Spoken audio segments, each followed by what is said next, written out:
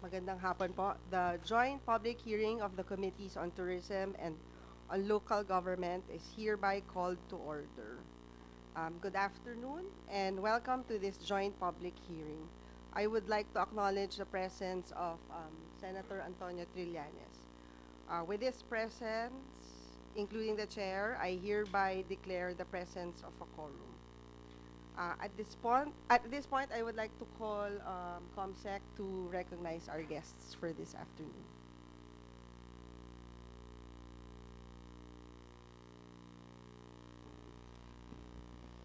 The Committee on Tourism, together with the Committee on Local Government, would like to acknowledge the attendance of the following resource persons. From the Department of Tourism, we have Assistant Secretary Roberto Alabado III, Assistant Secretary for Tourism Development. From the Tourism Infrastructure and Enterprise Zone Authority, Mr. Pocholo Joselito D. Paragas. Also from TIASA, Attorney Nino Aquino.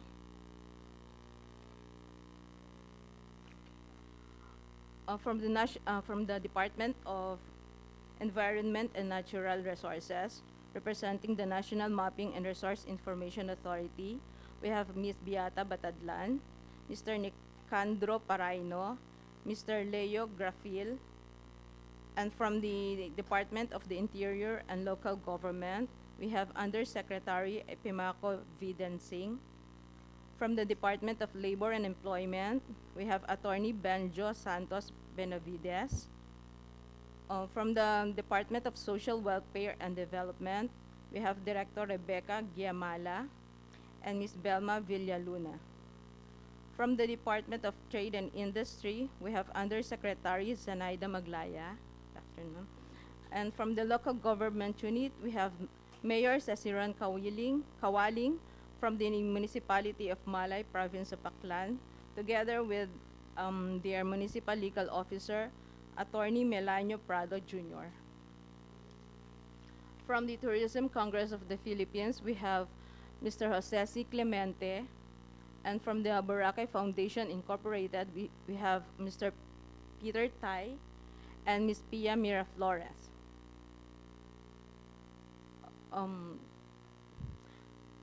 I think that is all for now, Madam Chair. Thank you. Thank you. So I'll just make a very short opening statement, and then we can already proceed after that with our questions. Our country is endowed with 7,000 plus majestic islands that are rich in biodiversity. Some of these islands were declared as tourist destinations, but the recent ecological degradation in the island of Boracay opened the eyes of the government for the future of these island destinations in terms of tourism. This public hearing was called by the Committee on Tourism to be enlightened on the following. Number one, the situation and condition of these island destinations in the country in order for Congress to address whatever necessary legislation is needed. And number two, to hear the update of the different government agencies tasked to rehabilitate the island of Boracay. On that note, let us proceed with our hearing proper. Siguro, meron ho bang magpe-present? Maybe we can start with that. DOT, may presentation pa kayo? Your Honor, later po pagdating na po sa Boracay, we have a presentation. Oh, may DNR.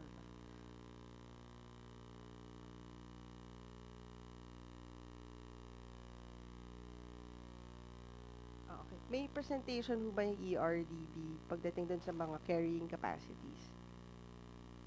Wala. I'll just proceed with my question.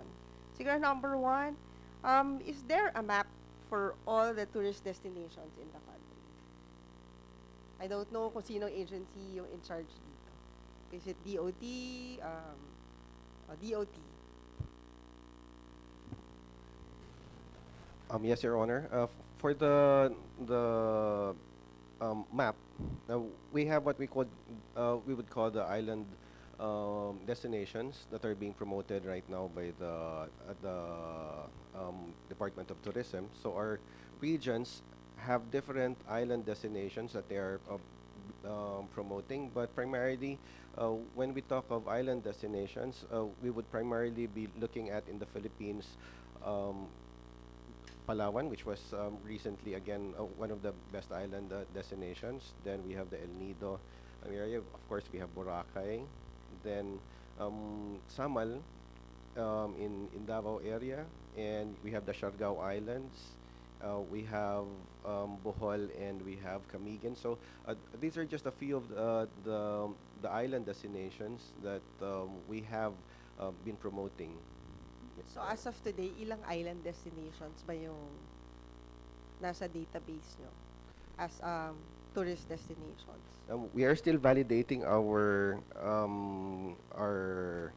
list because as of now our list would be composed of number one, these are um, that are developed already, just like Boracay, but our regional offices have submitted various destinations that are still that are still being developed.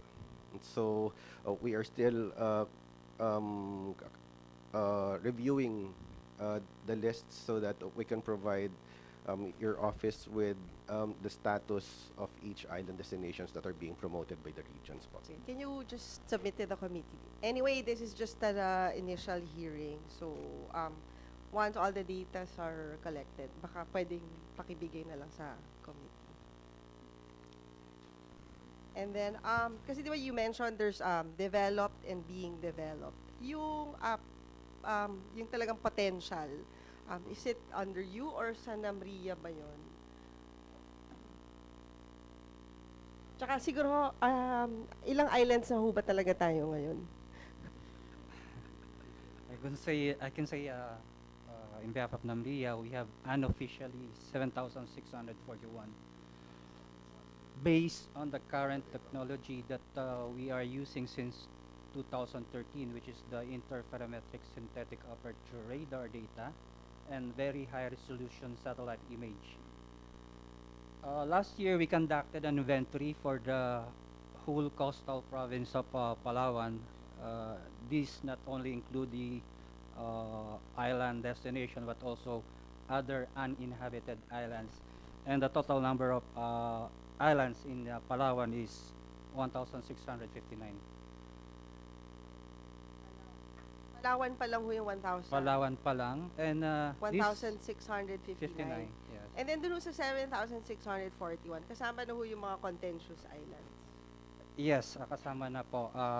Lahat ng islands na makikita po sa data, yung IPSAR nga po at saka very high resolution satellite image, which has a 50 centimeter resolution, even a manhole can be identified. We can assist the Department of Tourism to provide or give these ortho images. And for this year, we're going to conduct a complete inventory, not only of island destinations, but the difference of the 7,641 less the 1,659 for the whole coastal province of Palawan. Tapos yung out of the 1,659, ilan ho dito yung, I guess, kasi di ba, like for example, sa Palawan may mga privately owned islands, Yes. tapos may mga islands owned by the LGUs. Yes. May database na ho ba tayong ganun? That's what we are doing right now, ongoing po. That's why we need to conduct extensive ground validation. Unfortunately, as I said, we don't have enough funds for this year, so most of the activities that we will do is to check the satellite images, the existing satellite images that we have, but the inhabited islands, which are potential for island tourism destination, has to be validated on the ground. I would like to recognize the presence of Senator Bam Aquino. Kahit to lumang data, wala tayo. What we have right now, yung pinaka most current po natin is satellite imagery is acquired between 2010 and 2014 for the whole country. Tapos nung sa 2010 and between 2010 and 2014, may bilang naman ho to kung ilan yung privately owned, government owned. That's what we are going to do. That is our project right now for this year. So wala ka tayong existing database. Meron po, pero kailangan pang i-validate. Meron po tayo ngayon, yung basis ng 7,641 is yung polygon count of the islands using yung data from IFSAR and very high resolution satellite image. But the classification, whether it is habitable or not, yun nga pong kailangan ng extensive ground validation. We can filter out by means of identifying the area of the island and the initial classification. Kung meron pong mga land cover like vegetation, those are criteria for identifying a possible tourist destination. Thank you. Yes. Maraming I'd salamat. like to recognize Senator Trillanes. Maraming salamat, Madam Chair.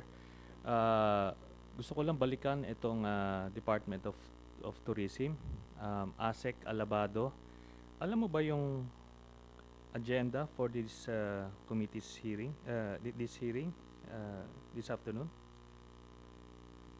Yes, Your Honor. Okay. Alam mo that specifically itong proposed Senate Resolution number 689 authored by the chairman requiring you to create an inventory of island destinations. So alam mo ito. Sir, yes, sir. And yet I was just observing you earlier, parang you were winging it eh. Bakit wala kayong presentation? Ilang days ang binigay sa inyo? Pinadala ka rito and yet you're not prepared for anything. Alam mo ba o hindi? Sir, we have here a list of the Philippine island destinations, sir. Yun yung inihingi sa'yo. Mhm. And ang ina-expect kanina is magpe-present so that we can have a more participative hearing. Eh kanina, sinasabi mo, Palawan, Boracay, you're not telling us anything that we don't know, right? So, if you have a copy of that, can you give it to the committee? Sir, yes, sir. Okay. Then, itong sa island destinations na ito, kailangan hindi lang list ang mahanap natin, kung hindi yung proseso why they were evaluated as so. Ano yung proseso para sa ganon ay makikita natin talaga. And sabi nga ng chairman, para malaman din natin kung anong kailangan ninyo to develop those islands. So without that data, we won't be able to help you. Okay? So next time, we expect a little more professional response and presentation. Okay? Sir, thank you very much for the recommendation, sir. Now, dito lang sa NAMRIA, Mr. Paraino, regarding yung 7,600, that's a very big departure from what we previously thought na 7,100. Is that correct? So, ito, wala pa tayong, ito lang yung nakikita nyo from the satellite imagery. Is that correct? Yes, Your Honor. So, hindi nyo alam kung ito ay low tide elevations or islands na talaga. As defined sa UNCLOS po, ang island is defined as permanently above water Yeah. on high tide. So, itong technology nyo can differentiate between a low tide elevation and an island. Kasi kung at specific time of the day nyo kinuha yan, na probably low tide, may lalabas na mga features.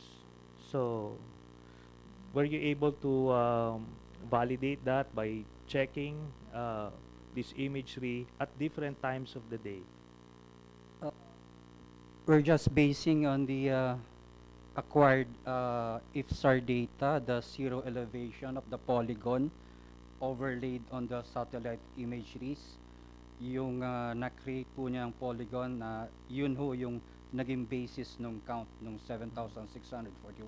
So, it can still be a low tide elevation. You're right. Yes. Yes, sir. So, Yes, sir. unless actually mapuntahan at ma-recon, that's the only time Yes, Your makaklasify Honor. siya. Okay. Siguro pangdagdag lang dun, pantuloy lang dun sa tanong ni Senator Trillanes. Kayo din ho ba yung in charge for actual inspection of the islands? Is your agency in charge?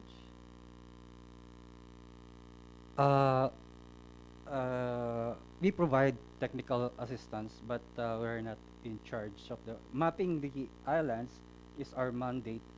But yung kuno ni sa, I think there's a collaborative effort between other government agencies. Wonder kung DILG would know who should be in charge of actual physical inspection of the islands. Because I wonder, out of the 7,641, ilan lang yung talagang natapakan, napuntahan nyo, or is it DILG, or I don't know which agency. Yeah, Your Honor, definitely the DILG is not mandated to do the actual verification and audit of the island. I think I'm already thinking of which agency, Your Honor, but I think that's something that have to be determined who should be given the responsibility, Your Honor. DNR?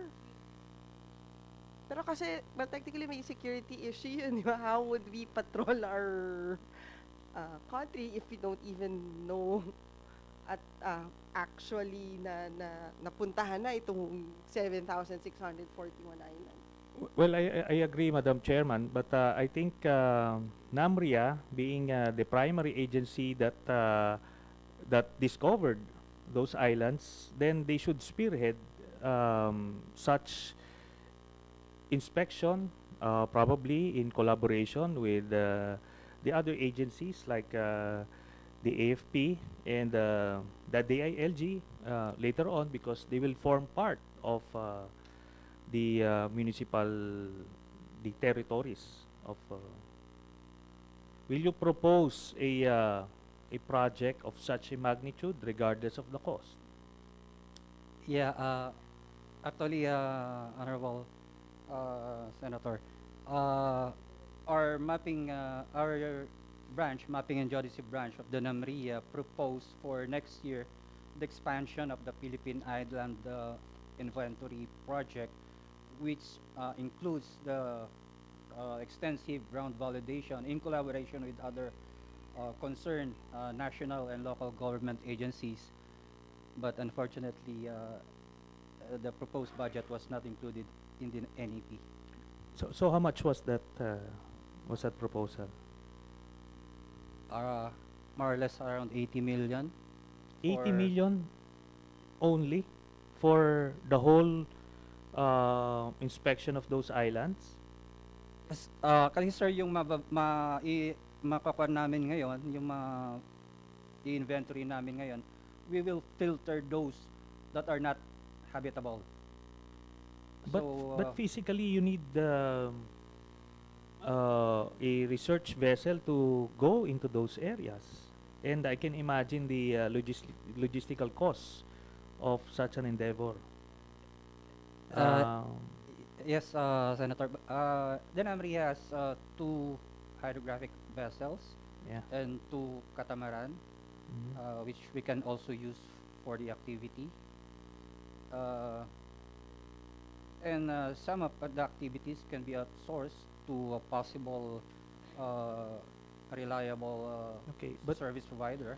I don't think 80 million would be anywhere close to the logistical requirements of such a project. But even the 80 million was disapproved, right? But you should push for that.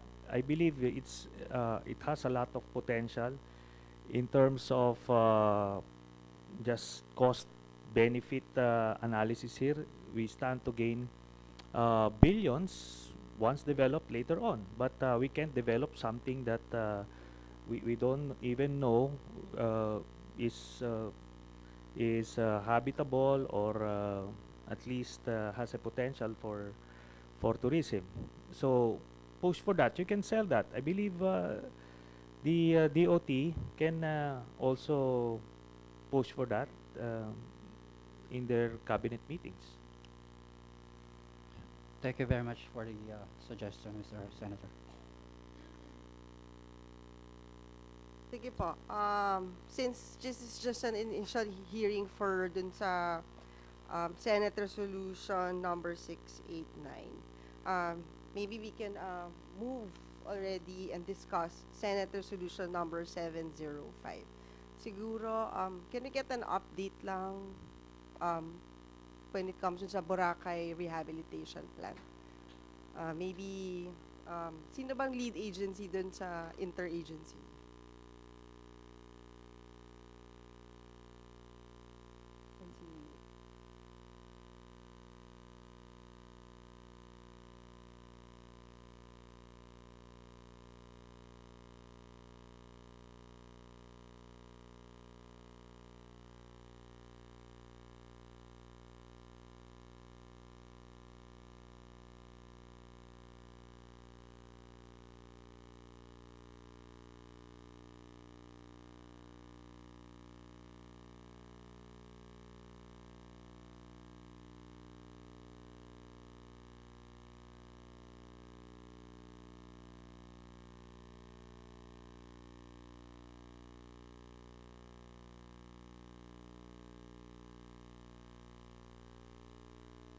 Siguro, maybe we can ask muna the other agencies like DSWD and DOLE kung ano na yung mga assistance na na-provide nyo, lalong-lalo na dun sa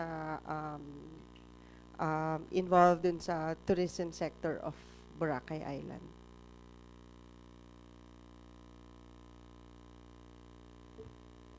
Good afternoon.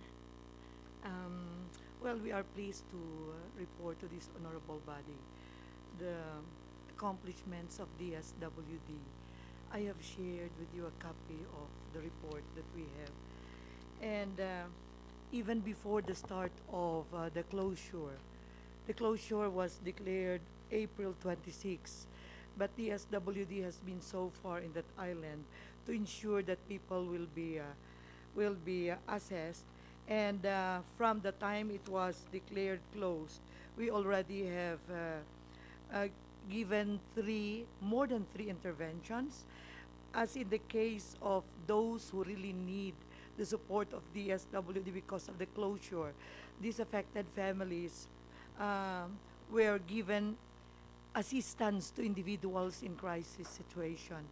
And we have provided an amount of almost 40 million, that's 39,779,000, serving 16,418 families. Madam Chair, I'd just like to ask. Yes, Okay. sir. I'll cut through the chase. How many workers were displaced, formally and informally? Mr. Chair, if I may, based on our profile, the number of displaced workers in Boracay alone accounts for 26,050 individuals. This involves workers in the formal and informal sector, Your Honor. Okay. 26,000. Now, let us assume on the average that each of them would earn 20,000. That would make it roughly 500 million per month. Now, for what you're saying here is for DSWD, you disbursed 40 million for the past how many months? 3 months? 116 million. So on average, you're disbursing 40 million. But you can imagine the gap between the income lost, which is around 500 million per month, then you're only giving 40 million. So who bridges the gap? Your Honor, if I may answer that, the 40 million that I've mentioned is only for one program alone, and that is for the individuals in crisis situation assistance. The other one is sustainable livelihood program, and that is for the capital first phase that we are giving is 15,000 per family.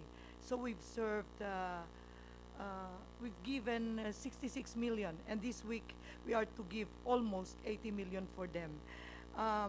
For the cash for work, we have already provided 10 million and so forth. So the total amount that we have served, that we have disbursed for 2 months and a half is 116. So that's 116 all in all for the past 3 months. And what I'm saying a while ago is, let's say on the average, 500 million income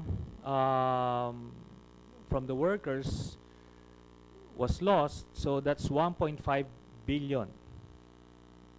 Okay, so I'm just giving you a rough estimate of the gap between what they lost and what the government is giving them. And now that we're talking about the cash distribution, ano yung programang lumabas dun sa social media na ando dun si Secretary Bongo na nagdi-distribute?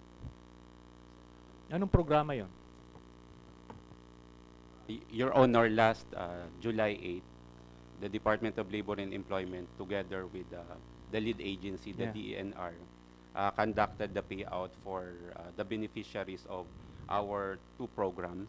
Okay. Ito po yung tulong pangkabuhayan sa displaced workers, and another one, yung Dole Adjustment Measure Program.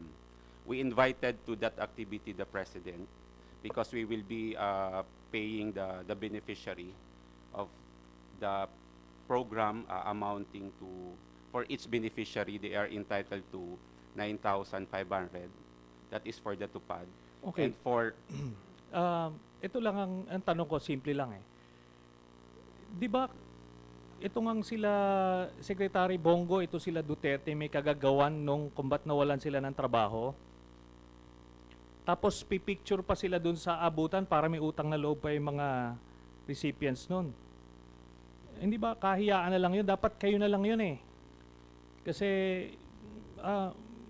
garapalan na yung ganon na parang ando dun siya, parang may utang na loob pa kayo kasi binibigyan ko kayo. Di ba? Naintindihan nyo yan na kaya nawala ng trabaho yung mga taga Boracay ay dahil kay Duterte. Na pinasara niya ito kahit na based dun sa last hearing, dun sa Committee on Environment, na pwede naman palang gawin yung mga kailangan gawin without closing the island. Maliwanag yon dun sa last hearing. So, yung perwisyo na yon, susuklian pa ng ganyang political na activity. Kung ako sa inyo, gawin nyo na lang yung trabaho nyo quietly para hindi napupulaan. Okay? Hindi maganda talaga kahit saan nyo tignan, sila na nagtanggal sa trabaho, sila pa yung ngayong pumapapel na parang sila yung nagre-rescue. Okay? yes, Your Honor, but siguro po, Your Honor, this is not actually the first time that the government provided assistance to displaced workers. When we implemented the K-12 program, nagbigay din po tayo ng financial assistance. This time, nagbigay din po tayo ng financial assistance to displaced workers. These are existing program of the department. Kaya po namin hinihingi po yung suporta ng Presidente because kailangan po namin ng budget. This may not be the last time that we will be having this number of displaced workers. Magkakaroon pa po tayo ng mga displacement. And true to that, I think one of the measures now here pending in Congress ay magbigay po ng unemployment insurance sa mga displaced workers. Okay. So yun lang. Attorney Benavides, I'm not questioning yung program ng DOLE. Maganda yung ginagawa nyo. In fact, kailangan nga suportahan yon. Ang kini-question ko is bakit mag-iimbita kayo ng mga politiko doon na itong mga politiko na ito, I'm talking about Duterte and Secretary Bongo, na sila nga ang dahilan kung bakit na-displace yung mga workers na yan. Yun ang aking punto. So, kayo na lang ang gumawa, okay? Dahil nagagamit pa. Yes, Your Honor. I'd like to recognize Senator Bam Aquino with the indulgence of Senator Terlans. Yes, magandang hapon sa inyong lahat. I'd like to drill down on the level of support na binibigay natin sa mga workers. At mamaya tatanungin ko po si Mayor kung kumusta na po yung kanyang constituents, no? So let me ask first, itong nabibigay ho nating suporta, are these meant to be one-shot programs or ano ho ito? Kada buwan po ba ito? Maybe, primarily it's DOLE and DSWD providing the support. I know DTI has some programs but it's for a select group, no? So, yung maramihan po nasa DOLE and DSWD. Let me ask the question first. So, Attorney Benjo, ito po bang 9,500 pesos? In fairness, maganda po yan na naibibigay nyo po yan sa mga nawalan po ng trabaho. But is this a monthly program? Yes, Your Honor, but that amount under the TUPAD program only applies to the workers in the informal sector. Okay. What we have for the workers in the formal sector is the financial assistance that is amounting to 4,200 pesos for a period of 6 months. So starting May... Bakit ang layo nung... So, yung informal is 9,500 a month? Yes, sir. And then Because yung for formal the, is 4,200 for 6 months? Your Honor, for the workers in the informal sector, nagtatrabaho po talaga sila. Cash for work, yun po yung parang version ng cash for work ng Department of Labor and Employment.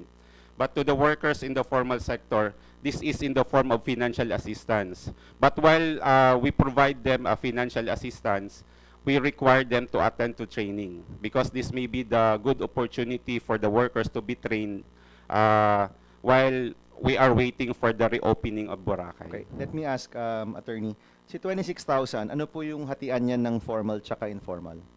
For the formal, Your Honor, we have 21,286 individuals. And for the informal sector worker, 4,764. Okay.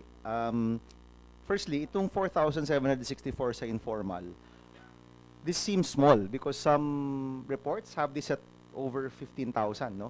So, sigurado ho ba kayo na ito lang talaga yung informal workers po sa Boracay? Yes, Your Honor. Actually, of the 5,000 target ng Department of Labor and Employment, hindi pa po namin nauubos yung slots. Okay. We are inviting other individuals to avail of our program. Attorney, tanungin ko po si Mayor, si Mayor Kawaling. Mayor, do you confirm po na 5,000 informal workers lang po sa Boracay? Ganun lang po ba talaga yung dami? Yeah. Okay, thank you, Senator. No? Mahigit po na 5,000 yung mga informal workers pa Opo, yun. opo. Informal workers natin. Ano po yung bilang ho sa munisipyo? It's almost about 18,000 ang mga Okay. informal. So, informal ho ito Yeah. Yung formal po na 21,000, sumasang-ayon po kayo doon? Hindi rin nagkakaano yung sa formal workers. Kasi yung ibang ano dyan, yung ibang mga resort owners, hindi sila nagre-report ng really ng Okay. talagang Pero mga kayo po, empleyado nila. alam nyo po yan kasi I'm sure kayo po yung Yeah. mayor, no? So sa inyong bilang ho, ilan po yung formal, ilan po yung informal? Yung formal namin is about 19,000 Okay. at yan. So, Parang 19,000 and 19,000. 18,000. Yeah, yeah. Okay. So sa numbers ho ng munisipyo, 19,000 formal workers, sa inyo po 21,000. So hindi na ho ganun kalayo, no? Pero yung informal workers, parang napakalayo po ng numero po natin, no? So let's say si 4,764, meron silang 9,500 kada buwan. Pag sila po yung nag-cash for work. Yes, Your Honor. Alright. So we can safely say si 4,764 okay sila. Kasi may 9,500, most likely ganyan siguro yung kanyang kinikita, probably, sir. Ano ho ba yung kanilang average na kinikita po noon? Well, since these are workers in the informal sector, nag-iiba-iba po yung kita po nila. That ranges from 10,000 to 15,000. Okay. So more or less, hindi na ho ganun kalayo, no? Ito po yung mga empleyadong wala pong definite employers. Okay. So nakadepende po sila talaga sa Okay, sa- so let's attorney, let's set this aside kasi si 4,764 with 9,500 a month, I think they can, siguro po, kakayanin na po nila yan. Hindi na po ganun kalayo dun sa kanilang kinikita noon. So my question is, dun ho sa mas malaking numero na 21,286, ang nabibigay lang po natin ay 4,200 for 6 months. Ano ho yung kabuuan ng suporta po na nabibigay po natin para dun sa formal workers po natin? Actually, Your Honor, for the formal sectors, in total, makaka-receive po sila ng 24,000 for 6 months because that is on a monthly basis. Paano po 4,000 yung... 4,200 times 6, so that's 24,000. Alright. That's for 6 months. Now, again, that is just in the form of financial assistance. Pwede po silang maghanap ng ibang pagkakakitaan.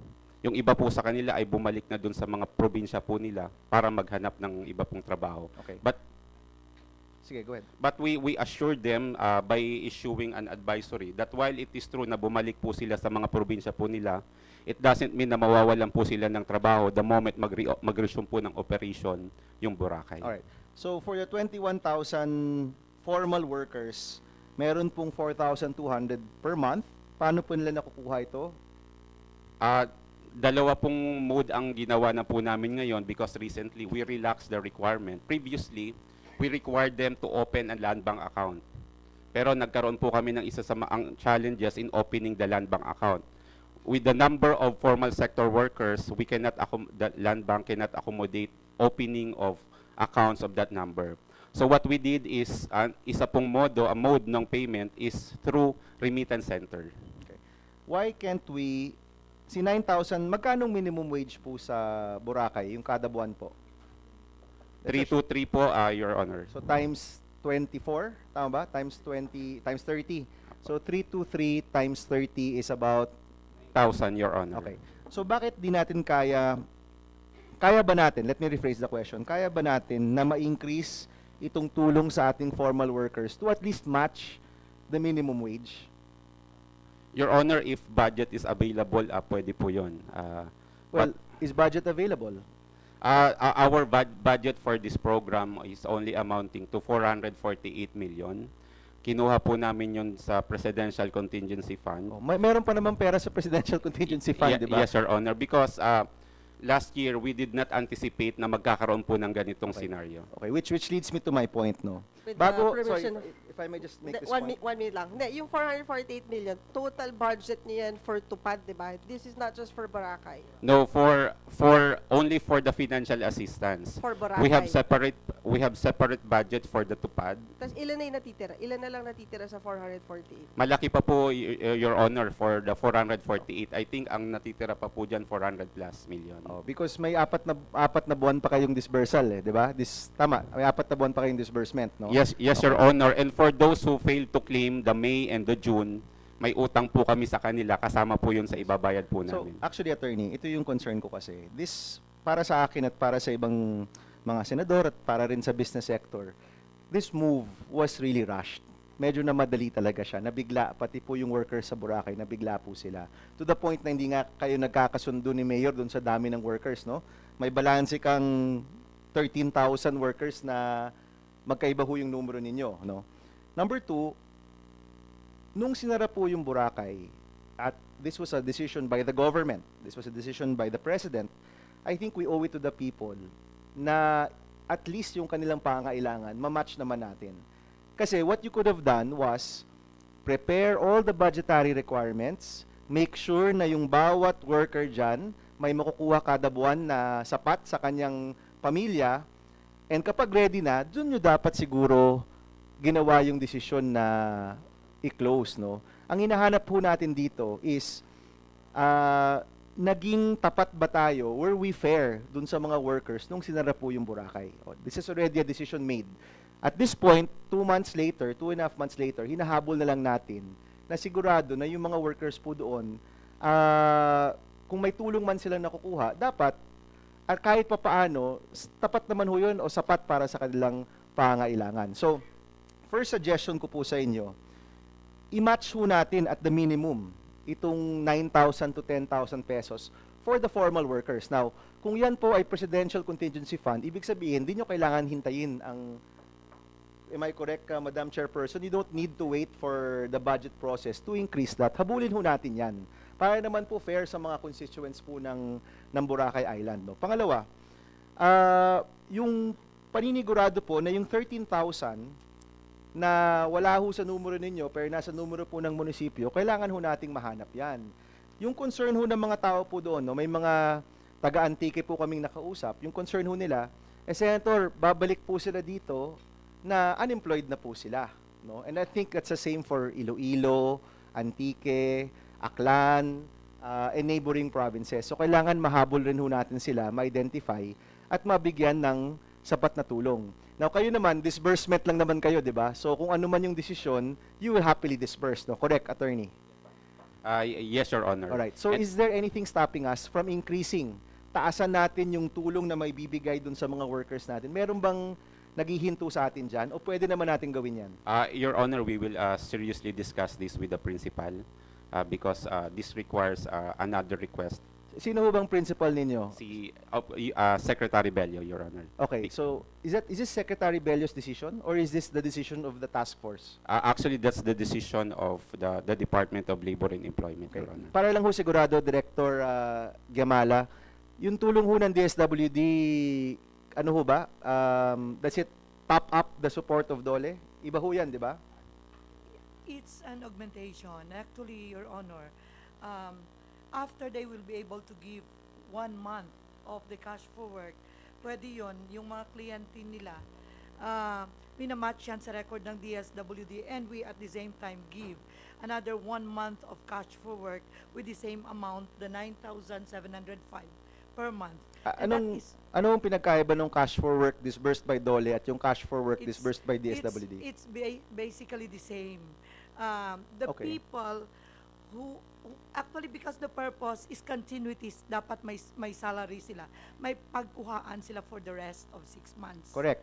And once these people from them natapos na ng 1 month, pwede makuha ng DSWD, and those na hindi pa nabigyan, bigyan ng DSWD. No, but meron kayong for 6 months, di ba? That's iba yun. Your Honor, the budget for the 6 months refers to those workers in the formal sector. Yun po yung So yung informal sector na 9.5, hindi yun kada buwan? cash for work po yun. Once lang yun? One that's, Your Honor, the emergency employment runs for 1 month. And for the next month, we have another batch of informal sector workers. Hanggat maubos po namin yung Okay. mga... So I'm sorry so medyo nagkamali tayo dito. So hindi naman pala 9,000 per month yung tulong sa informal workers na. It's 9,000 for 6 months. 9,500 for 6 months. No, 9,500 for 1 month. For Basta magtatrabaho ka for yes, 1 sir. But month. if So I want you- to work again the second month, can I get you 9,500 get again? another 9,500, di ba? From another agency. But Your Honor, ang ginawa po namin dito, sa isang pamilya, let's say for a family of 5, meron pong isang beneficiary because we count based on the beneficiary. So yung isang beneficiary po for the first month, pwede po siya mag-avail. For the second month, the other member of the family is also eligible for the same program under the Department of Labor and Employment. Kapag naubos na po yun, disqualified na po siya, pwede na po siyang pumunta sa iba pong programa ng gobyerno, Okay. katulad po ng But DSWD. there are just 2 agencies with that program, right? Yes, Your Honor. Oh, di at most 2 months lang yan. What will happen to the balance 4 months? May I answer this? Yes, Your- please. DSWD and Dolly is working hand in hand for the 2 months, cash for work of these families. But as far as DSWD is concerned, we are giving 15,000 pesos per family, and that is for sustainable livelihood program. The amount is invested by each family for sustainable livelihood projects like vending and other Okay. other projects. that Ma'am, we will Ang engage Sustainable in. Livelihood Program is a dole-out or it's a loan? It's a grant. It's a grant. Yes, sir. 15,000 one time. Yes, sir. So may 15,000 ka na one time, may 9,500 ka na pwedeng 2 times. Correct? Kung swertehin ka. So that's 9,500 plus 9,500 is 19,000 plus 15,000 is 34,000. Correct? Mhm. For one family for 6 months. And on top of that, they can still avail other services from DSWD, like when in case of emergency, they can come to us and avail of But the bakit di financial na lang ho assistance. natin ginawa na may stipend, may financial assistance yung kada pamilya, kada buwan, na sigurado for 6 months? Because your problem will start after the 3rd month. Wala na silang programang pwedeng salihan. Naubos na yung SLP siguro by that time. We're on our 2.5 month. By end of August, ano na po yung kanilang pagkukuhanan po ng pera? Sige, attorney and then si Yusek. Mr. Chair, I just want to stress that yung number po namin na 5,000, hindi pa po nga namin yung nauubos eh. That's why we would like to seek Well, the assistance ng LGU because of the profiled workers. For the first batch, meron pa lang pong nag-avail na 1,668. For the second batch that ended last July 12, we had 1,292. So roughly we still have 2,000 slots. Yeah, but attorney Po. kasi, pag wala na hong negosyo sa isang lugar, syempre mag-aalisan na po sila. Yes, sir. No? Habang umaalis po sila, syempre wala na ho sila dyan, maghahanap po yan ng trabaho. And most likely, they will accept jobs which are less than what they were earning in Boracay. So hindi ibig sabihin na wala na ho sila dyan, na hindi mo na sila responsibilidad. Kasi tayo po, ang gobyerno po yung nag-decide na mawalan po sila ng trabaho, no? Now, let me ask Yusek, only because you're the highest officer here, aside from Yusek Zeni, of course. Yusek, when this was decided, meron po bang polisiya na kailangan nating tulungan yung mga residents po ng Boracay to the point na kahit papaano naman, di naman natin sila dapat pahirapan? No? Yusek? Your Honor, mula pa ng simula, nung tinoy pa lang yung idea na isasara yung isla, as early as February, first week of March, pinlano na ho namin ito. At una namin tiningnan namin dito yung potential na mawawala ng trabaho. Kaya nga tatlong agency pa lang noon, DOT, DILG at DNR, being lead agency ang DILG at nung tiningnan namin yung technical working group, ang una namin tiningnan yung potential na mawawalan ng trabaho. So, pangalawa, potential na mawawalan ng trabaho, saan kukuha ng pondo? Kaya nga po, as early as February, nagsabi na kami that if ever the island will be closed for rehabilitation, since this is a human-induced hazard, kailangan ideklara ang island under a state of calamity. At Yes. dineklara nga po ni Presidente. Dahil may state of calamity, alam naman po namin na May meron price talagang freeze.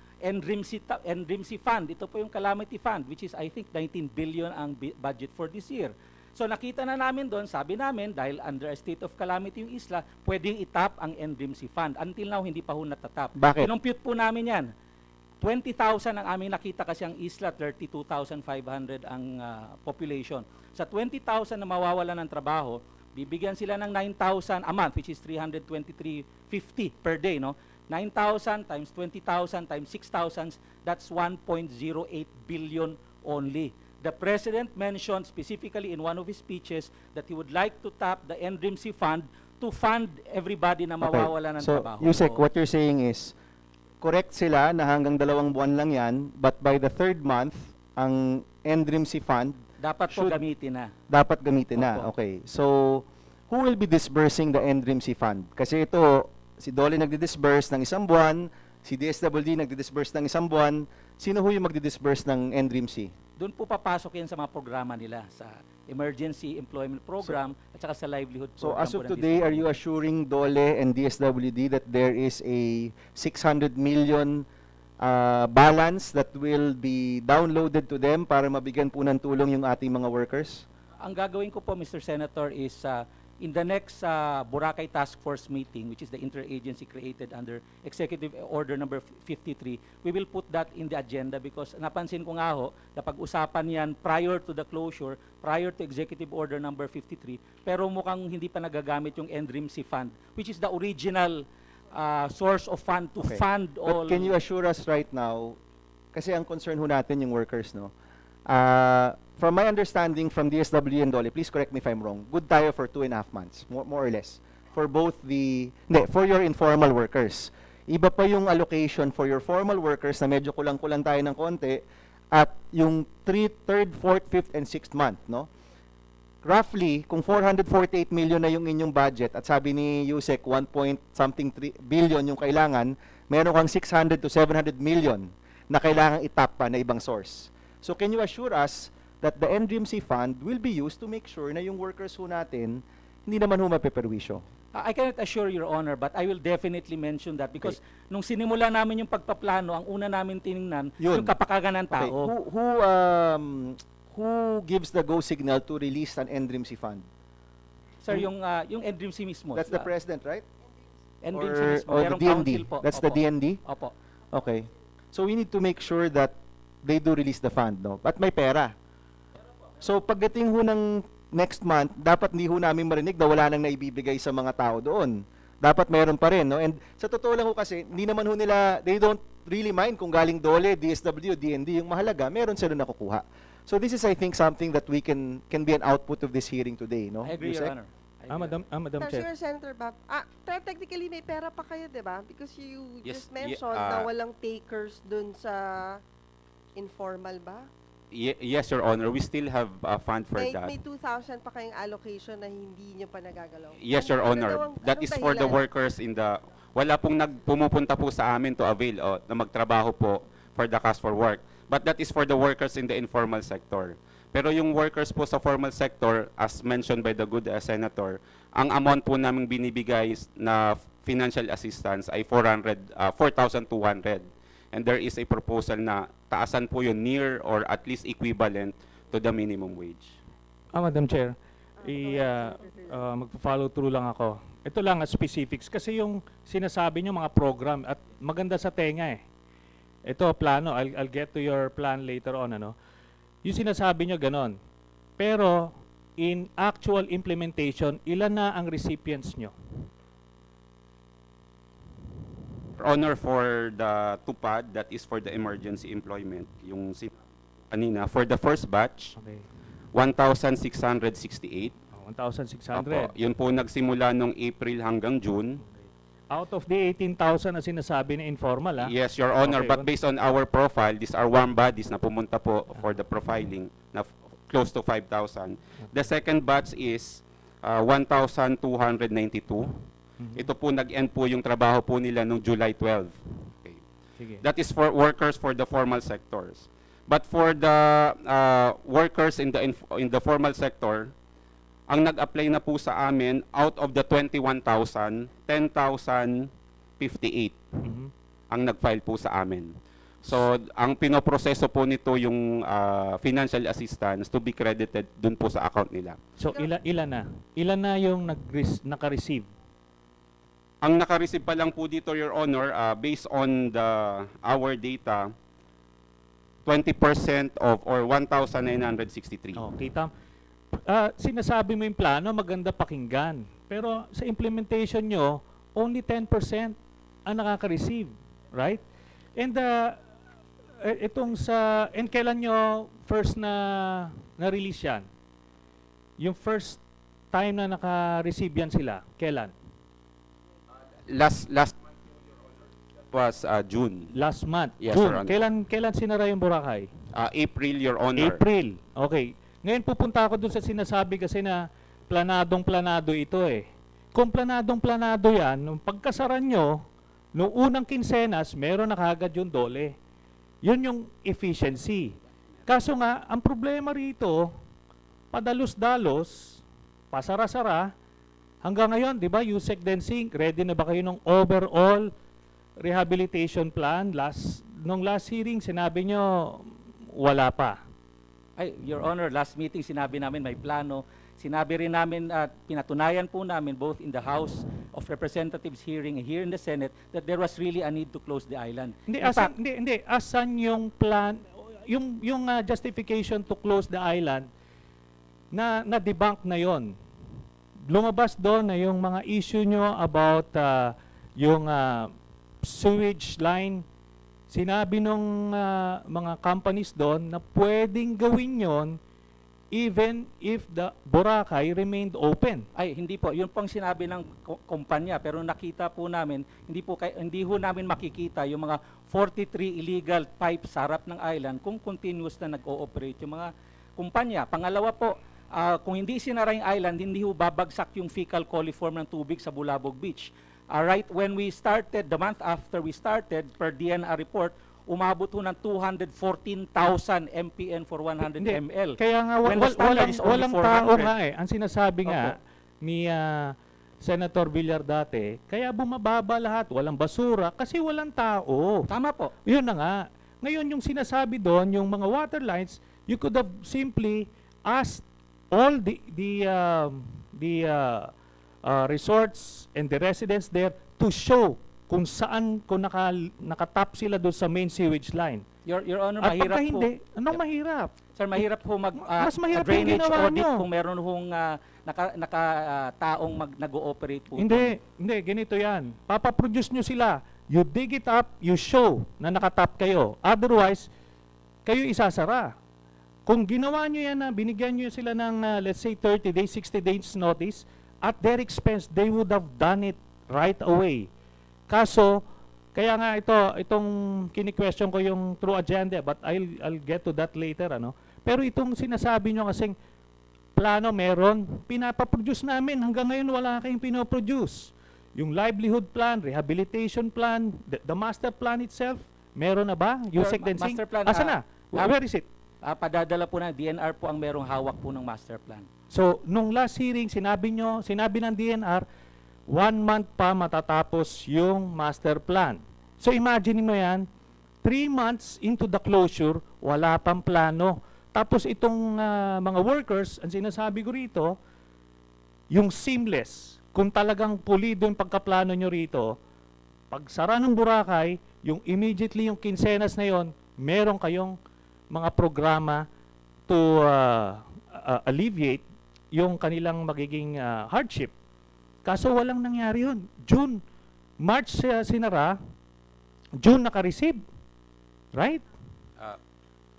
Yes, So, Your paano Honor, yun? because since we are disbursing budget, we need the workers to apply and to submit a document. First,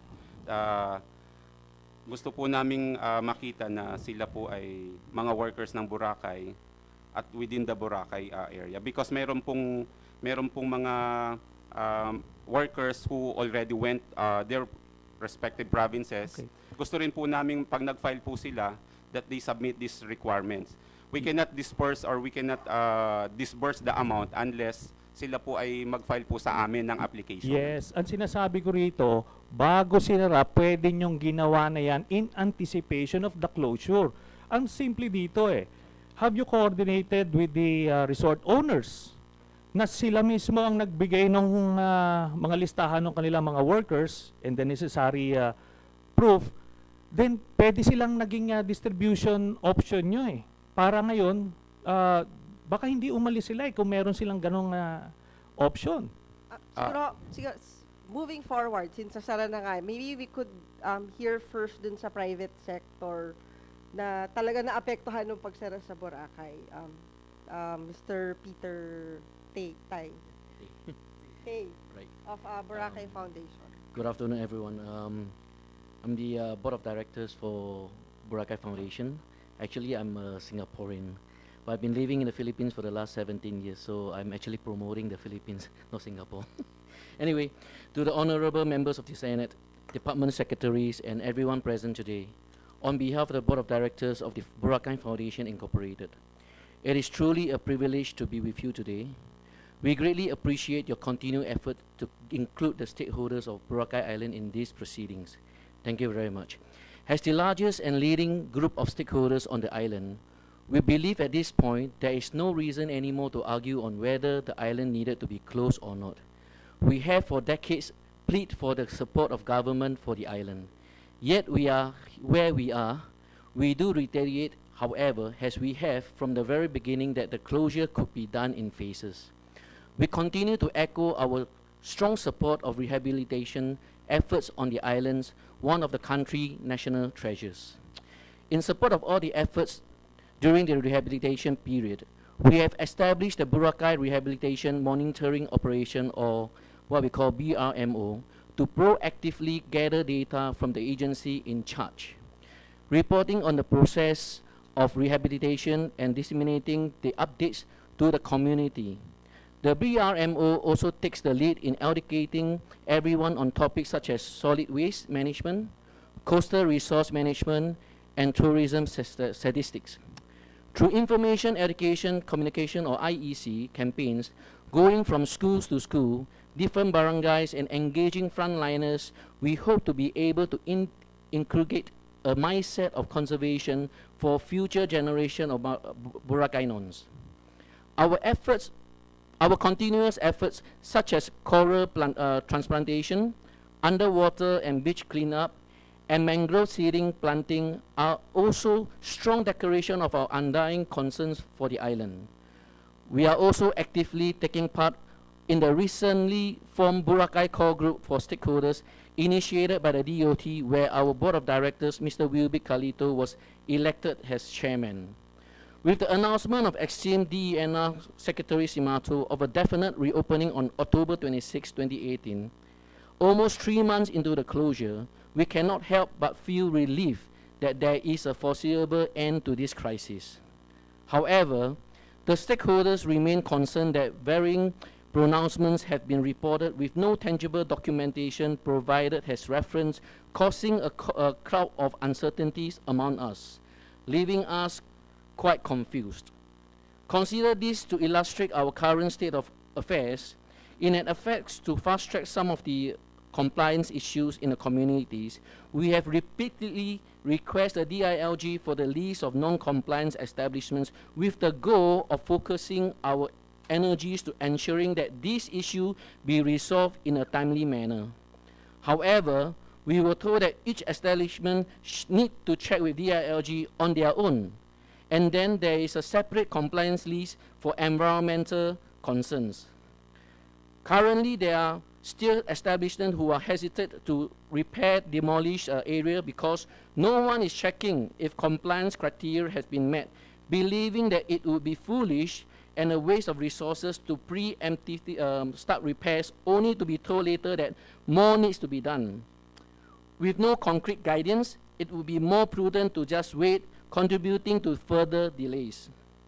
The same is true with the recent DENR memo regarding the mandatory construction of STPs, which seems to be contrary to the Clean Water Act, where the burden of providing sewage falls into the shoulder of the water provider.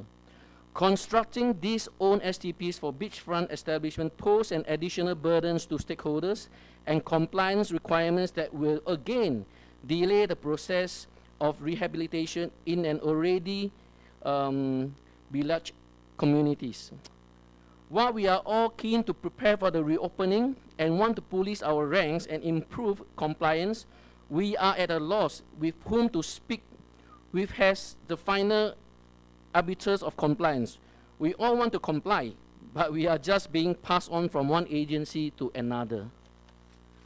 We, the BFI, believe that this is desperately needed at this time of communication.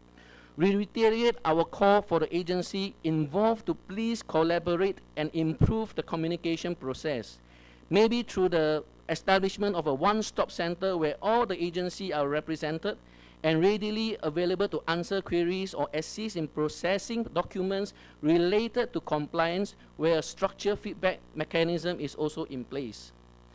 These last 3 months, not one life has left untouched.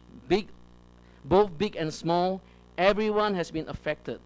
People have sacrificed income losses, family displaced, properties abandoned, all for the sake of what we hope will be a better Boracay Island. Boracay that we are in Boracay Foundation steadfastly care for over 20 years. All we ask that this sacrifice may be worth it. We envision a Boracay that is more organized, with system in place, discipline instilled in its residents and visitors, and most importantly, strict implementation of laws to ensure compliance. This, we believe, can only be achieved with regular communication and the establishment of a structured feedback mechanism during the rehabilitation. It is only with proper communication that we can ever hope to achieve the long-term substantial of our goals for Boracay Island. We look forward to the success of the rehab of the island and commit to collaborate for the improvement of the island. Thank you very much. Madam Chairman. Go ahead, Senator Bang. Yes, Mr. Tay, so thank you for your position paper. Your main concern, if I'm not mistaken, is that no one is giving you guidance on what to do with the properties.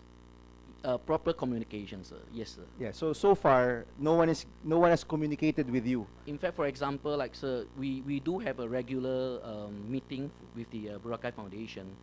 We do invite, like, for example, the DENR to come over for our meetings. Unfortunately, Nobody comes. Nobody comes, yeah. And do you have your meetings in Boracay? Where do you have your Like meetings? this in Boracay. afternoon, there's no DNR. Oh, like this afternoon. Mr. Tate, do you have your meetings in Boracay, in Aklan, in Manila? Where do you have your meetings? In Boracay, sir. In Boracay. Yes, sir. Yes, Your Honor. All right. May I ask the task force, Yusek, bakit hong walang pupunta po sa mga meetings po nila? In their latest meeting, that which I was invited, there was a conflict in schedule. I had a priority schedule to be here, and they were inviting me on a day where I cannot be in the island. But I did tell them if they can move the schedule, I will be more than willing to sit down and talk to them in the details of the program and what Okay. and updates on Boracay. Yusek, by now, sorry, I think si Chairman, in 2 months, nobody has met with you. Surely somebody met with you initially. Yes, Secretary Dansin did meet with us, but In what I'm what- saying is in that April? the DENR, which is the lead agency, unfortunately we haven't get to talk to them, Okay. and because sir, at the moment there's a lot of private sectors the stakeholders are kind of confused on what are we supposed to move Okay. forward. Senator Bang, yeah. Director Talapis, di ba you're part of DNR? Maybe you can answer.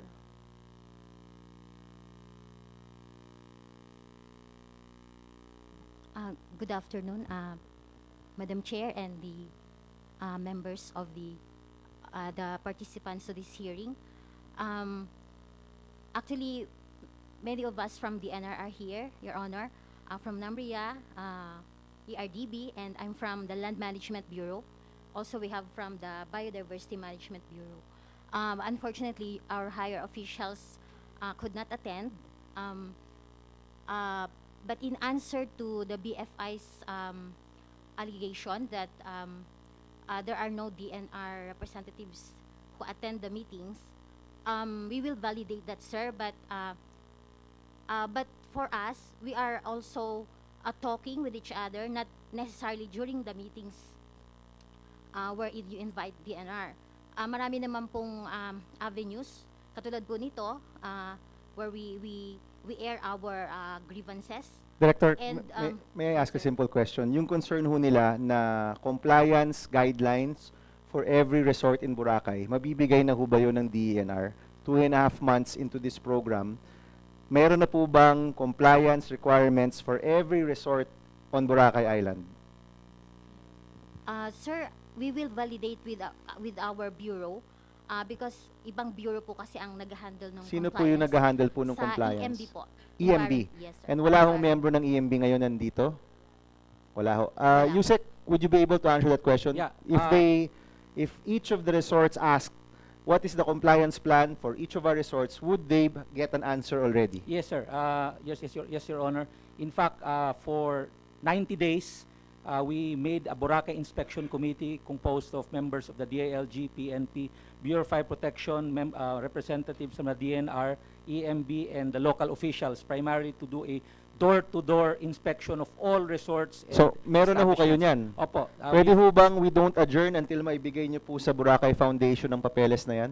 Your Honor, just to update you, out of the 2,300 establishments that we've inspected door to door with all the permits, local and national. Only 228 have complied, which is an improvement from the 95 last month. And what we intend to do is really to give a memo to the local officials to send a notice to comply, although what we left there in the establishment is in effect a notice to comply of any deficiency they have in terms of But documentation. yung problema ho kasi nila is pag sinabi nyo mag-comply kayo, hindi naman ho nila alam kung ano yung tinutukoy ninyo. Sir, iniwan namin. Siguro, para mas malinaw, kunyari ako si resort owner, nag-inspect kayo.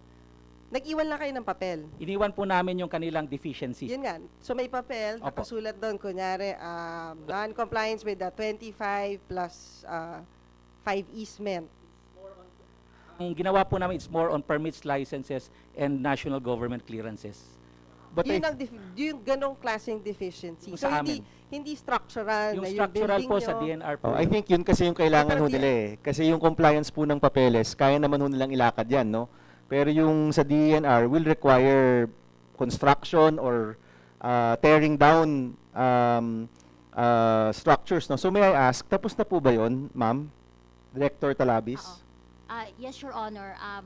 Actually, yung committee namin doing that already have completed the inventory of the illegal occupants so that madidetermine na po doon kung sino yung tatamaan, sino yung may violations, sino yung madidemolish or what portion or up to what extent yung demolition. So we have that listing. Yes, Director, pag sinabi nyo magde-demolish, you will ask them to demolish their structures which are illegal, correct? No? Hindi naman ho kayo magdadala ng bulldozer doon, no? So, kailangan na ho nila yan. They're willing to comply, pero wala pa po silang nakukuha. So, tapos na ho yung pag-aaral na yan. Kailan ho natapos yung pag-aaral? Sir, recently lang po kasi, ang dami po kasi noon, we're dealing kasi with illegal occupants within forest land, yung covered ng easement. Yes, so, ma'am. maraming category. Ang tanong lang po is, So, kailan nyo po natapos? I'm not sure about baka last month po, this month. Madam Chair, May May interject mga lang. notices to vacate na binigay. So, Okay. Your Honor, if we can be given a time to, maybe tomorrow or later, to submit the inventory. So, tapos na? Yes. May bibigay nyo na po yun dun sa private sector? Yes. Okay. Madam Chair, i-correct ko lang yung sinasabi ni Director Talabis. Ang nagde-demolish, yung government. Yun ang nire-report ngayon sa Boracay. Dinedemolish yung resorts arbitrarily. So, hindi yung impression that they will demolish their own and be given time to do so. Hindi. Dinidemolish yung mga meron kayong, do you have an authority to do that? Your Honor, medyo privy po ako doon. Yung dinedemolish using government resources are those illegal structures in the wetlands, forestland, timberlands. Yung dinedemolish dun sa along the highway, lahat po yun may notices to demolish issued by the local government unit. Yung sa resorts naman sa harap, we give them time to demolish for themselves or humihingi sila ng tulong sa gobyerno para tulungan sila mag-demolish. So there is actual, nagpapademolish na sila mismo.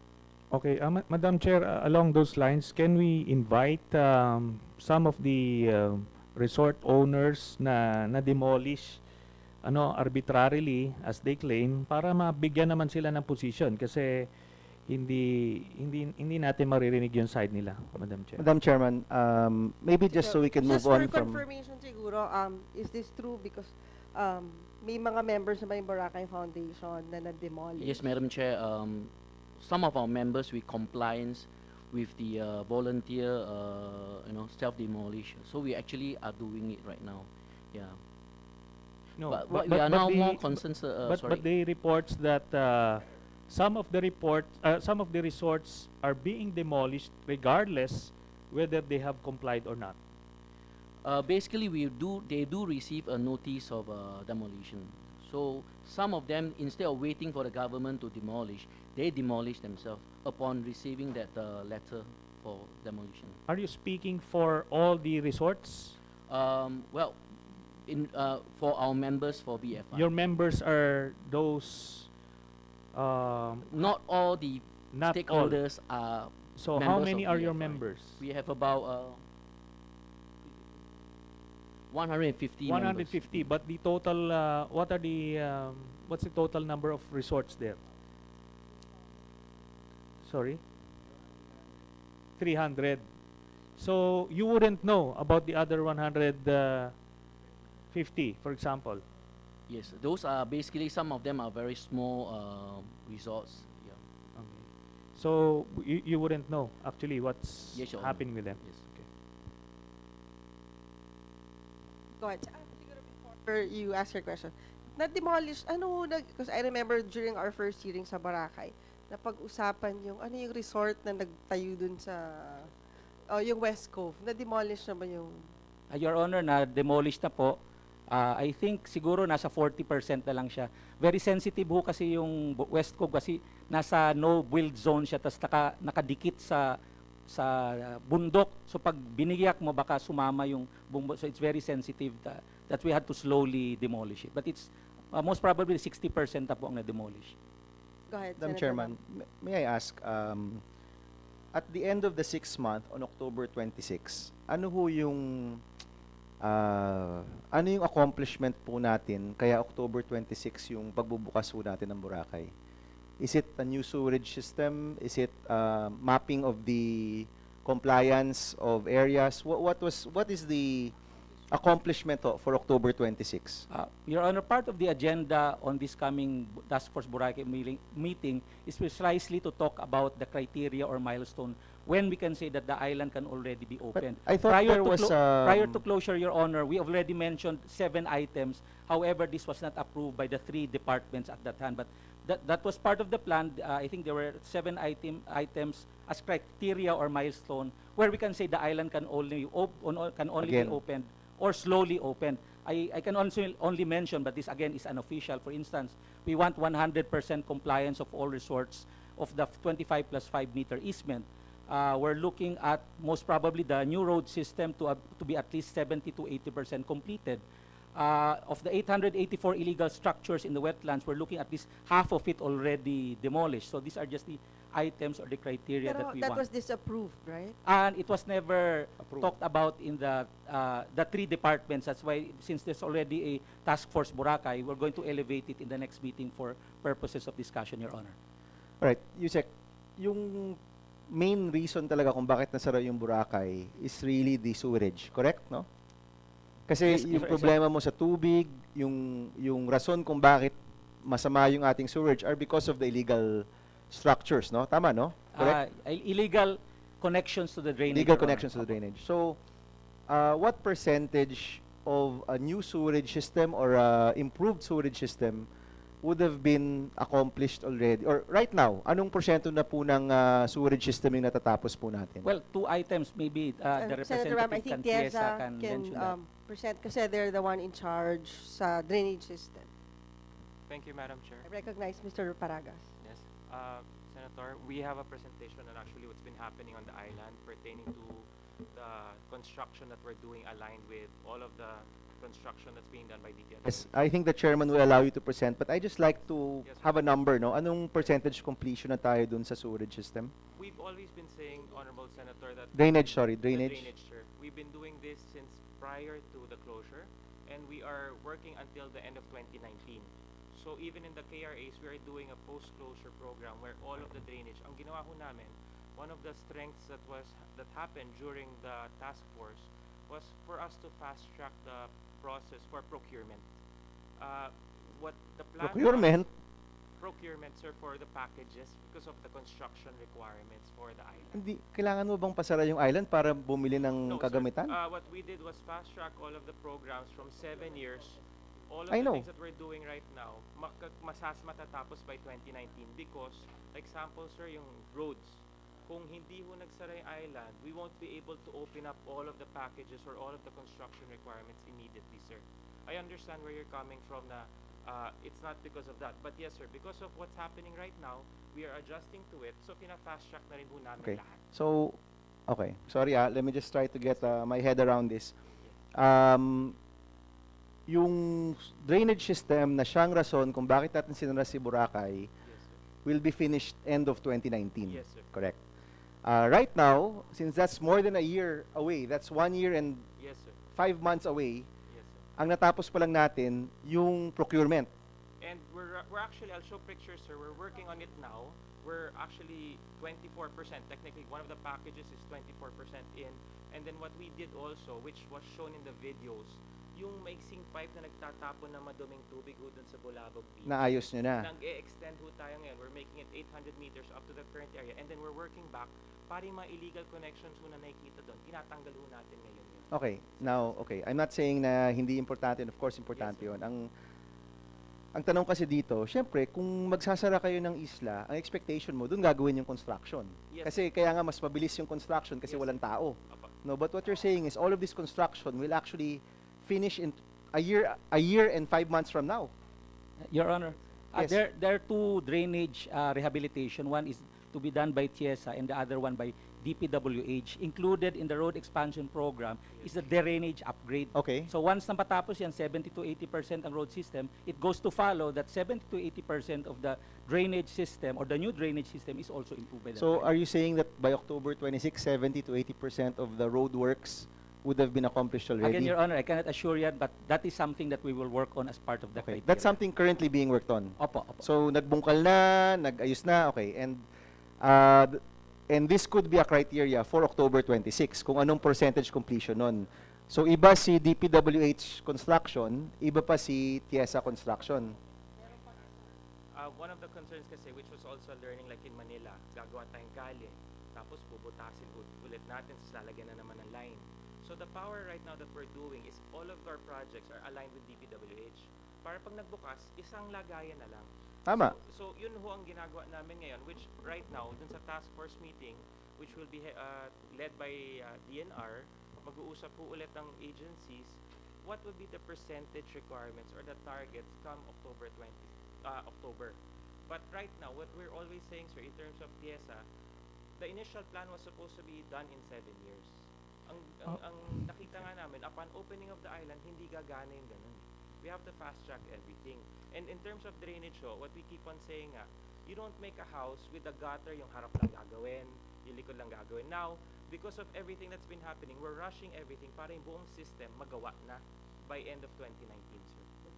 Your projections, bubukas ang Boracay na October. Sir, in terms of us, kasi we're not, yung TIESA, yung systems that we're doing, it will really take a while for us to build all of this. So we're not really privy to, we're not the reason why it has to close or to continue closing or the opening, the date of opening per se. You are the reason because yung project na yan yung main reason kung bakit natin sinara yung Boracay. Ngayon sinasabi nyo, regardless of whether bukas o sarado, yung timetable is the timetable. I mean, that's very confusing for us. One of the drives kasi, sir, was to really work on the illegal connections. So during this whole period, what we were saying during the whole system, like drainage, the drainage kasi, sir, talaga pang ulan talaga. So kung walang tubig, kung walang ulan, dapat walang tubig na lumalabas dun sa drainage. Pero ngayon meron pa rin. Meron So pa rin, okay, sir. so at the minimum, can you say by October lahat ng illegal connections nalinis na natin? Is that accomplishment, for example? Yes, sir. Kasi we've seen a great improvement in terms of the quality of the water and take in the beach, which was not under the jurisdiction of TIESA. Okay. It's under DNR. But we rely on our results coming from the DNR, and we see, sir, that there's really a drastic drop. And Of course, there's a drastic drop because walang tao. Ang problema dyan is pagbalik ng mga tao na October at wala pa rin natatapos, babalik na naman yung dumi dun sa tubig. Kaya ang tanong, Yes. pag binukas natin ang October at magdadagsaan yung mga tao, ano yung natapos na natin Yes, sir. para masabi natin na sulit itong pagsara, sulit yung 26,000 workers na nawalan ng trabaho because, okay, Yes, pag sir. binukas na October, magdadagsaan ng tao, December is always a peak month, and I think Filipinos would like to show their support to Agree, sir. Boracay by going to Boracay and making sure that our Yes. establishments there are open again. Meron ba talagang difference na nangyari dun sa mga sewerage systems natin? Kasi kung wala rin naman pinagkaiba, yung concern natin sa dumi, babalik rin lang yan. I think, sir, I'm not from DNR, no, but I think the volume and USEC Dancing has been on the island continuously. The number of illegal connections are a drastical Drop. gap. Okay. Madami ho talaga na So, by fixing the illegal connections, that should be, Yes. is this correct? That should be enough to lower the Yes, The coliform ba yun? And yes? We're going, the per pronouncement of Secretary Simatu, he is confident that it can be opened on October 26, primarily because the main reason behind it, which is really the water quality, is now being addressed. And part of the plan that he wanted to happen on or before October 26 is there should be no zero illegal connections anymore from the So, drainage. in short, in December of 2018, mag-check tayo kung ano po yung level ng tubig doon, assuming na peak season na naman to, and we should show a marked decrease because of the public works that was done. That's the goal, right? Should be within SB standard, which is the quality of water where people can swim But and do some Kung recreation hindi pa naman activities. pala po tapos yung CHESA, hindi pa tapos si DPWH, ano yung basis natin for expecting that the infrastructure would have solved the problem? Ano po yung basehan natin na aayos yung kung wala naman hong natapos rin? Sir, by that time ay natapos nga, but I may not be able to make that comment at the moment until and unless we meet on the 27th for the third meeting of the task Siguro, force. Yusek Densing, bago natin pag-usapan yung pagbubukas sa October, alam na ba natin kung anong carrying capacity ng Boracay? Supposedly, mid-March, May pala, may nilabas na dapat na study ang DNR, but we were told that they're still doing some readjustments and more consultations with technical people. I think yung taga-DNR can answer with that. Director Talabis. Dr. Manipula. Good afternoon, Your Honors. Actually, ERDB is engaging a technical consultant pertaining to the conduct of carrying capacity, not only the carrying capacity of the bathing areas, the swimming areas, but it's already more or less the holistic or the ecological carrying capacity. That's why we are asking for, I think, for 2 months, ending August, will be provided already the result of that study. Madam Chair, I'll just go back to one point. Yung sinasabi, gusto ko lang i-qualify, yung sinasabi na ang reason ay yung sewage line, yan yung announced agenda, which is why I maintain na hindi yun yung tunay na agenda. Okay? Ngayon, itong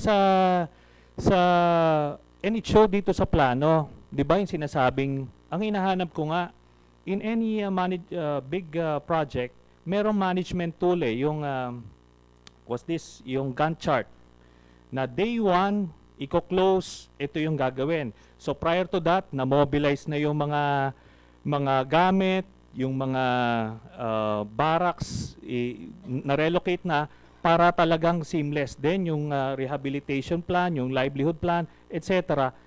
Sunod-sunod yon. Yan kung totoo na ang problema yun. Kaso nga, hindi. Kaya kita nyo, you can't even show us a plan. Puro sinasabi, we will submit, we will submit. This is the second time. Now, yung plano na to, hindi ito yung mga motherhood statements. Ang hinahanap ko rito yung Gantt chart just to show how ill-prepared or how prepared you are. Kasi dapat, doon natin makikita, day 1, ano yung ginawa nyo, tapos ngayon, dapat, ano ito, every day, makikita rito na justified yung pagka-close ng isla precisely because 30,000 plus families and workers were displaced. Ngayon dito lumalabas na hindi pa pala maayos ito until end of 2019, which is supposedly ito yung primary reason kung bakit sinara.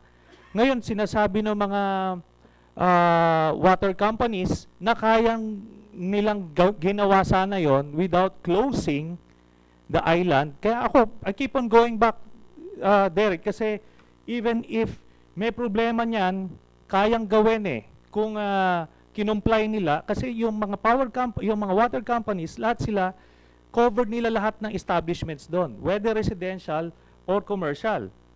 So ngayon, papaproduce lang dyan show us na nakatap kayo sa main sewage line. Let them do it. Let them show. Kung meron silang, hindi yung hinahanap nyo, nag-scuba dive kayo dyan. Sila ang pag-produce nyo. Pagka may proof na doon, then cleared sila. Yung resort na hindi makakapag-produce, yan ang isara nyo. Di ba? It could have been done directly by by the agencies right now. But ngayon, ano ginagawa? Ni wala kayong direct participation doon sa nangyari. Dapat may sense of urgency. Kalampagin nyo yung Office of the President para ma-deliver yung mga gamit doon para ma-expedite. Kung talagang yan yung agenda. Kaso hindi nga eh. And it's showing. Okay? And later on, pag pinalabas natin, pag pinatawag natin yung mga residente doon at yung bang mga resorts na dinedemolish, lalabas dito na pagkabukas ng Boracay, may iba nang may-ari ng mga ibang properties dyan. So, yun lang ang nakikita kong mangyari dito, Mr. Chairman. Ay, Madam Chairman. Madam Chairman, mamaya ho gusto ko rin humalinig si Mayor, no? Kung nakikinig lang ho kasi si Mayor, hindi ko lang kung sumasang-ayon ba siya o hindi dito sa mga pag-uusap dito. Pero bago ho yun, Mr. Tay, of your 150 members, how many were compliant with the sewerage system? Maybe you can give a percentage, and how many were not compliant? You don't have to name them, no? But we just want to know, you know, generally, ilan ba talaga? Do you understand Tagalog? Yes po. Okay, ilan ba talaga yung sumusunod? Pinoy na kasi at heart. Okay, ilan ho yung sumusunod, ilan po yung hindi sumusunod? So the thing here is this, accordingly to our members, we check, is only one is not compliant. However, the list that is given to us, some of them they were compliant, but they are still in the list of non-compliant. So we were sort of confused from here. So how long was that list? How many? We were given a list from the DILG that from this list that they given, some of us when we look at it, they were compliant. Yeah, how many? How many resorts out of 150 were named to be non-compliant? From our member, about 4 or 5 are not compliant. So the rest are basically compliant.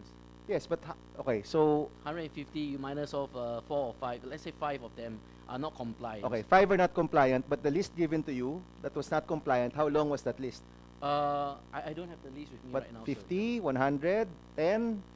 I mean, about 100 something like that. Yeah. so you got you received a list that 100 of your members were not Basically, compliant. in the very beginning, I'm talking about in the month of like June or July, or even earlier, we did receive a list of non-compliance resorts and properties in Boracay. Over 100. Yes. So almost all, or practically 2/3 of your members. Based on the list that given from DILG. Okay, let me just ask, was your resort included there? Actually, I'm running a travel agency. So you're not a resort owner. Yes, sir. Okay. But I want to understand, though, of those 100, let's say it's 100, in your own determination in BFI, only 4 were really non-compliant. Yes, sir. What happened to the 96? As I say, sir, they are compliant, and if they are not compliant, our members, we emphasize to them that they must comply because to Yes, be BFI, pero hindi nila alam kung ano yung kailangang ayusin. Because Yes, in but their minds, compliant sila. Tama, sir. Alright, in their so mind, it is compliance, but in the list, it is not compliance. So we are, as I say just now, we are sort of confused, and there's lack of communication. Okay. Because, sir, we really hope that there is a one-stop that help desk, that all these different agencies are there, so that the resort owners can go to them and say, why are we not compliant? okay, so And what can be done to when did comply? you receive that list? What month did you receive that list? June. So June, last sir. month. Yes, yes, sir. So in the month, April, right? April. Yeah, April. So April, May, June, so 2.5 months, no one has responded to your question. Yes, sir. Sorry, it's a DNR. Okay. Excuse me. Excuse me, sir. Siguro para mas malinaw. Yung DILG, meron kayong sariling compliance. Correct? More on permits, licenses, Yes. And then all government DNR, meron din siyang sariling compliance. for the Environment. environmental facilities. which Siguro is para more kompletohin na natin, DOT, meron din ba kayong sariling listahan? Your Honor, it's more on the accreditation if they are compliant to both DILG and DNR rules and regulations and laws, then they are qualified to get the OT accreditation. And then, I guess, yung LGU, meron din kayong sariling, compliance. base sa mga ordinansa, let's say yung mga resort owners, bago yung mga investors, no, let's say they will magkaroon sila ng mga resort na i-construct. So, kompleto po yun, may mga compliance yun na may mga requirements na dapat nilang i-comply. Chairman, So kung talagang tutuusin, no, kung ako, isang resort owner, I can get a list from DILG, DNR, DOT, tsaka sa LGU. So parang 4 different agencies yung kailangan magbigay ng mahihilo ka talaga, Chairman. compliance si resort owner. On top of that, sinara na nga kayo. Yes, Madam Dapat Chair. may mga That is ganun pa kayong basically the problem because the different agencies are telling us different things. So we sort of the stakeholders, we really do not know who to follow and what to do next. And regarding concerning the DSWD and the DOLE, I really hope that just for information, Madam Chair, because they are actually doing a good job by giving up all these assistance. But please, if possible, take notice of all the senior citizens. Because sometimes they are just waiting under the hot sun, and these senior citizens kawawa naman eh. So we really hope that the assistance given to these people will be much more easier because the procedure is mahirap talaga, and some of them actually ayaw nga, they just move on. So this is also one of the problems. And then another thing to congratulate Mr. Paragas is the work of TSR at the moment is really very good, and we can see a very big improvement at the beach of Balabat. So I really thank the office of TSR, the office of Mr. Paragas for doing that. Right. Madam Chairman, may I ask the Mayor to maybe just give a statement sa lahat po ng mga naririnig po ninyo? Ano pong paningin po ninyo, Mayor? Well, again, good afternoon, our committee chair, Senator Binay, and of course, Senator Aquino and Senator Trillanes.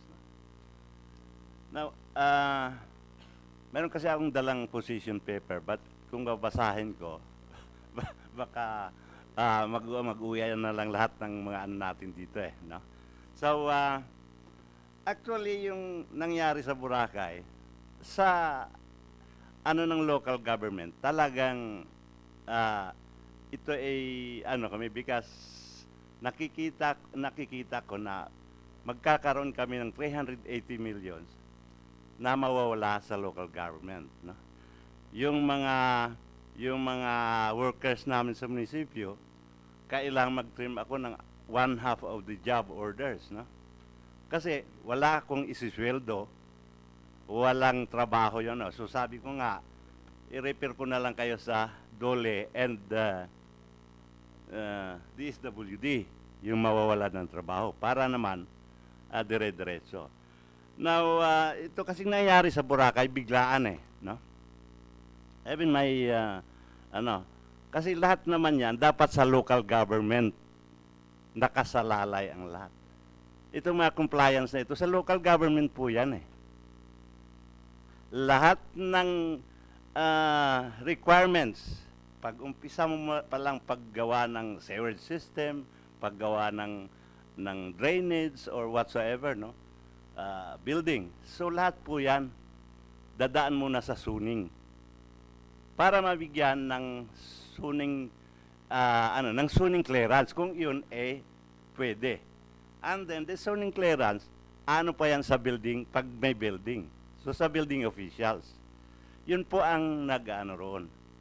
And then pagkatapos ng suning, papadala yung may-ari po, yung investors, dapat pag na-approve na yung suning nila, dapat pumunta sila sa DNR. Dahil hindi naman ang local government ang nag-issue ng ECC eh, no? So the national government, that is under the DNR. So pag na-issue na rin ng suning, dapat i-check na yung mga mga buildings or yung paggagawan kung merong environmental impact silang kasi may mga kondisyonis yan sa ECC, no? But I want to clarify that the local government hindi nag-issue kasi ng ECC.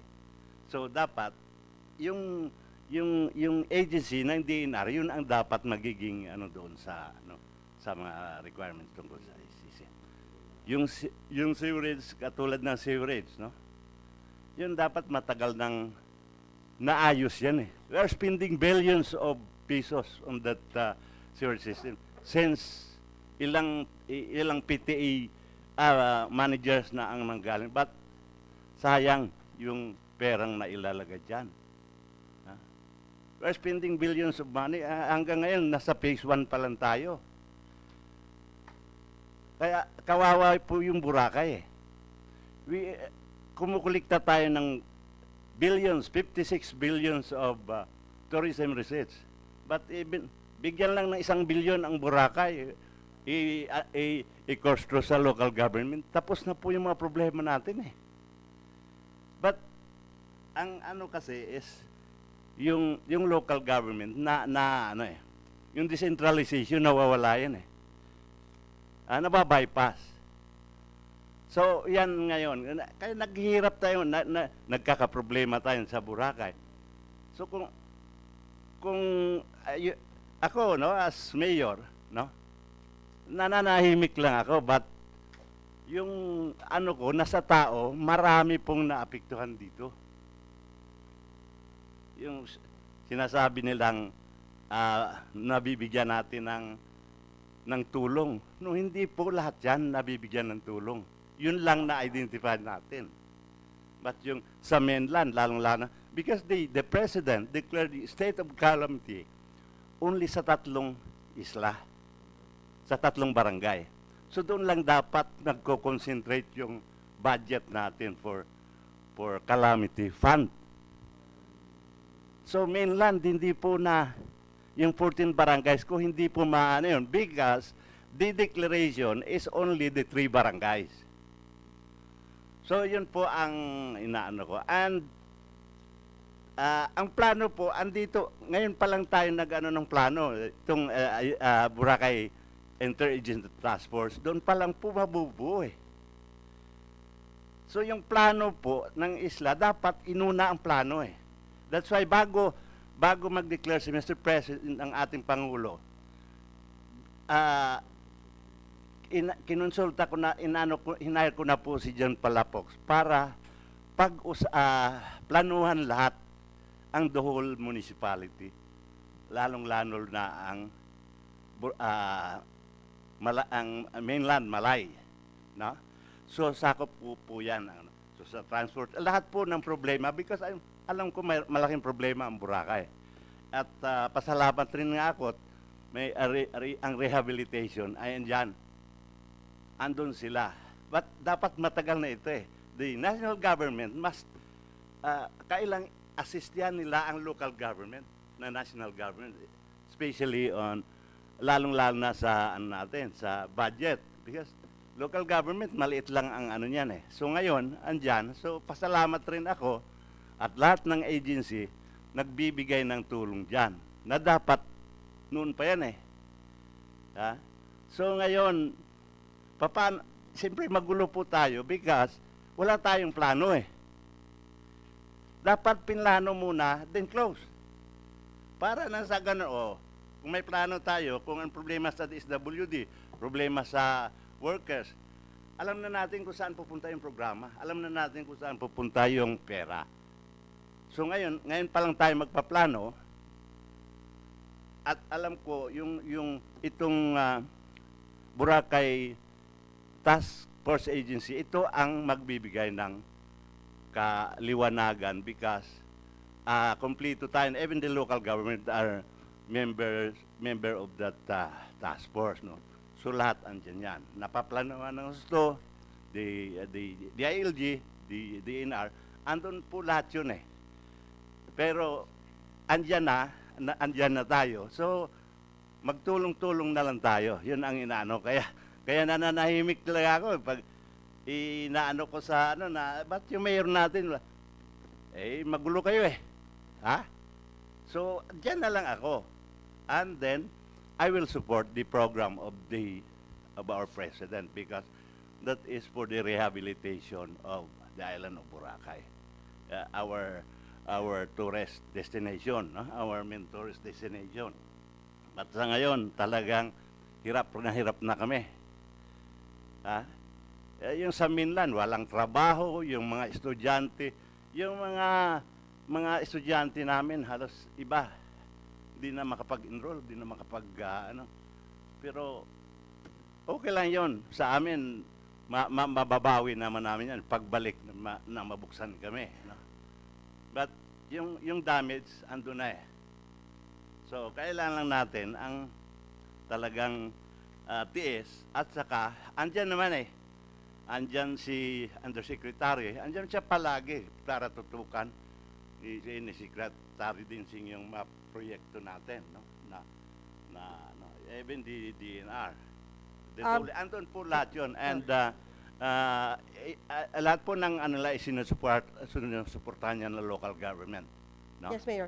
Pero kasi because of the local government code, isa dun sa na-devolve na function ng paggagawa ng tourism development plan, napunta ho sa LGU. Meron ho bang tourism development plan ang for Boracay?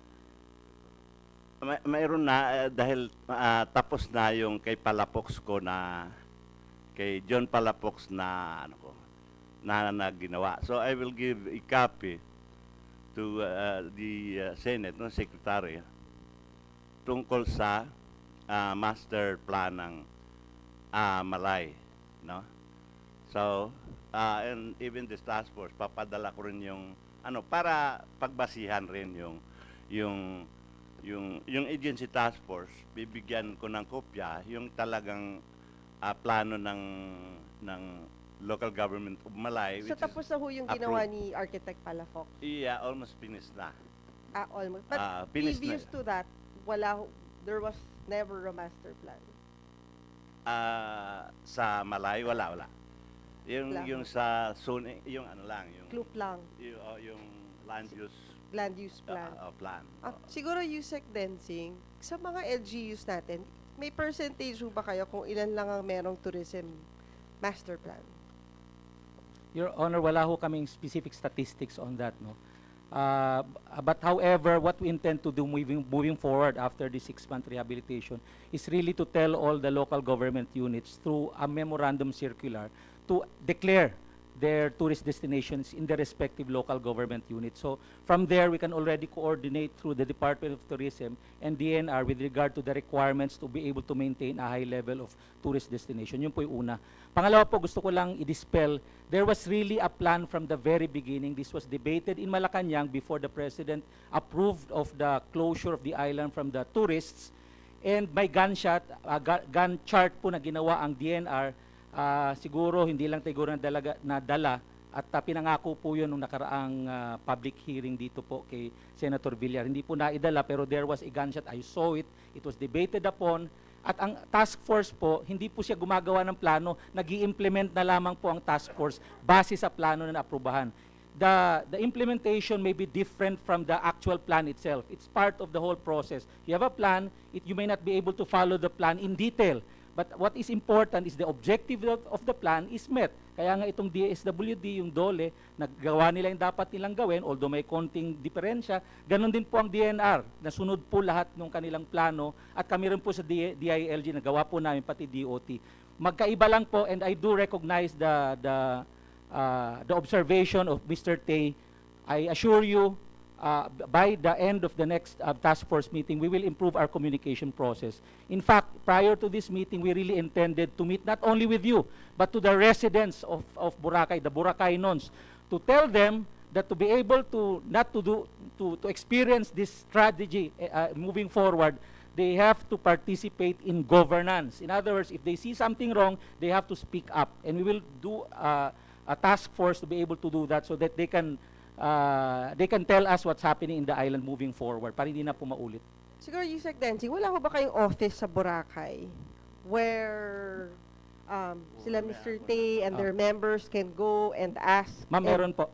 Kailangan na lang siguro i-consolidate, which is the... Wait, baka hindi ho nila alam po sa inyong It's office. at Boracay Tropics. DSWD is there.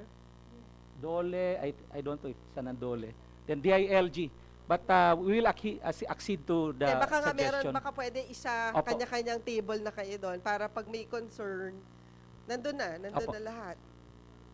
Sige, Attorney Benavide. Madam Chair, this is just to clarify that the programs being implemented by the government, in particular DSWD and DOLE, applies to the workers dun po sa main, sa Malay.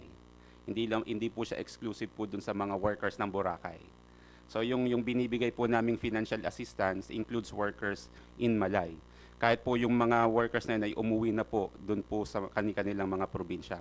Now let me just take this opportunity, Madam Chair, to note that even prior to the closure, after the closure, or abang nag-i-implement na po tayo ng program, the government has been in always consulting the sector, in particular sa amin po sa Department of Labor and Employment. Since our stakeholders are the workers and the employers, lagi po namin silang kinakausap.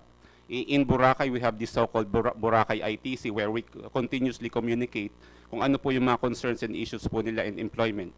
And to avoid issues on compliance and observance of labor laws, even prior to the closure, the Department of Labor and Employment issued 2 advisories. Ano po itong advisories po ito? This clarifies ano ba ang magiging status ng kanyang employment? Ano ba ang pwedeng gawing mga alternative work arrangement ng isang employer? This we did so that employers as well as workers are clarified kung ano po yung status po nila habang close po ang Boracay at after po ng opening po ng Boracay. That's all. Yun lang po, Madam Chair. Yes po, Director. Let me share with you yung mga dapat ko i-share, but that was not discussed because of some, issues that were presented earlier. Yung na-serve na ng DSWD alone for transportation assistance. That is for informal and formal sectors who went out of Boracay Island, went home, is 10,646 people. Meaning to say, they were provided with financial assistance. Bumalik na sila sa kanilang mga probinsya, and what we did was to refer them back to the different regional directors of the SWD for Balik Provincia program. That is supposed to be an answer to Senator Bam question. They are being assessed now in their respective regions. Will be provided the same assistance of what we are providing here at Boracay. When you say they can engage in SLP, sustainable livelihood, their families can be provided with, AX. Children will be provided with educational assistance. In fact, Mayor Kawaling and me were talking about this because we really wanted to let them share. Kasi what we have done is for the Boracaynos and the displaced workers. And so we are expanding the services of AX to Malay that will be serving Malay people who are not from Boracay but were affected by the closure. So, yung So, Director, pag humingi ako sa inyo ng database, mabibigay nyo sa akin na, for example, dun sa 26,000 na displaced workers, for example, yung 1,000 bumalik ng Antique, masasabi nyo sa akin na yung 1,000 na yon natulungan ng DSWD Antique. Yes, ma'am, because we have the database. We have the database even with our working relationship with Dolly. We are cross-matching everything. Now, for others, like for example, the question of Mr. Tay, for the senior citizens, yung issue natin dyan at the very start is not to engage the senior citizens for the cash for work.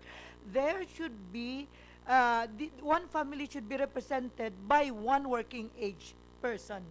Na yung siguro 18 to 59, baka merong mga senior citizens na nag-claim na sila ay 50 plus, tapos ulihin na lang natin malaman na talaga sila ay senior citizens. But on top of that, these senior citizens who are indigent are actually given the social pension. Last week, we have provided the social pension. Next week, or as the payroll will be given to us, they will be provided again with another I guess may UCT. 4-piece beneficiary din kayo. May existing 4Ps beneficiary. Yes, ma'am, all of them. The 4Ps are actually provided with continuous service. We are providing educational assistance to the children of those displaced workers. We are providing livelihood assistance. This one, the 15,000 is first phase to address the immediate needs of the people. But we will be providing again the community-based livelihood project through associations. They will be formed as an association to ensure that they will have sustainable income as we go along, even after the closure. There are lots of things that we are doing in Boracay. And I do believe, Mr. Tay, that we have been closely coordinating with your people who are, in fact, the first group that we have provided with sustainable livelihood services. These 20 million are all from the organizations, the associations of the BFIs, of the BFI. They are 1,223, 20 million pesos for that. Yes, I do believe that there are still things to improve more. Since sa pag-usapan na ho natin yung assistance natin dun sa mga displaced workers, meron ho ba tayong programa naman, I don't know kung form of incentive or assistance dun sa mga resort owners, yung mga investors, like yung mga nagtayo na restaurants doon, ng mga maliliit na resort. Meron ho ba tayong naiisip na programa naman para sa kanila? Yes, Your Honor, because aside from our campaign for DOT accreditation compliance, which has a prerequisite of compliance with the LGU Malay, DNR, and DILG requirements, we also have been conducting trainings in anticipation of the closure of Boracay. As a matter of fact, our first training, actually there were 3, were conducted prior to the closure of Boracay to prepare them for later on, if it pushes through, then at least if the closure pushes through, which really happened naman, so when the island reopens, the workforce will be ready. So our inventory reveals that there are around 8,000 workers in the tourism sector, particularly in the primary establishments, those catering to accommodation and tourist transport, and tour guides and travel agencies and tour operators. And we are targeting 50% of them to be trained before October 26. Why 50% only? Because out of the more than 8,000 workers in the tourism sector or the primary tourism establishments, many of them are not regular employees, and many of them are apprentices, or what they call this, interns. So there are even resorts who have more than 50% manned by interns, and only the supervisory and management levels are regular employees. So we are giving priority to regular employees because after the closure of Boracay, we do not know where the interns are already. And by the way, our trainings are not only limited on site in Boracay. They are scattered all over the region because we believe that the DSWD Balik Probinsya program have facilitated the return of other Western Visayan residents to the respective areas of origin. So we are conducting trainings in Negros, in Iloilo, and Capiz, Aklan, and Guimaras, because the workers in Boracay are not from Aklan, most of them, and definitely not from Boracay, So many are from other provinces of the region. So while the bulk of these trainings are centered on Boracay, or are conducted on site, no, in Boracay, but there are also trainings that are catered to accept qualified employees from Boracay in different provinces of the region. Yusek Densing, yung October 26, wala nang atrasan yan. Ang basis ko lang ho yung pronouncement ni Secretary Simatu because siyang pinakamadalas po doon, and yung the primary reason why we closed the island from tourists, which is the quality of water, I think they're hitting vast improvements in the quality of water. Kaya ko lang ko kasi natanong, I mean, let's admit it, we could have done the closure better. Parang yung kulang sa download of information. So talagang may problema talaga yung pagsasara nung island. Baka naman pagdating dun sa pagbubukas, magkaroon din ng problema. Kasi baka hindi natin pinaghandaan yung pagsara, yung pagbubukas hindi din natin pinaghahandaan. Kasi, I mean, coming from the tourism sector, hindi naman yan basta-basta babalik ka agad, di ba? So, ano na naman ulit yan? Kailangan may marketing plan na naman ulit. How would we sell Boracay again, considering na abroad ang tingin sa kanya, cesspool. So, how do we change that image? Meron na bang ganong programa for the opening? Siguro, Director Catalbas, maybe we can hear it from kay Mr. Clemente. Good afternoon, Your Honor. With regard to your question, yes, the private sector is now creating plans in preparation for the reopening of Boracay, meaning to say the hotels, restaurants, resorts. The only thing that we are actually worried about is, as you said, is the opening date. Is that already as good as done? Because we can be preparing it now, and then suddenly comes news, no? There might be news suddenly that, oh, we're extending it a few more weeks or so. Then, you know, the credibility again gets shot.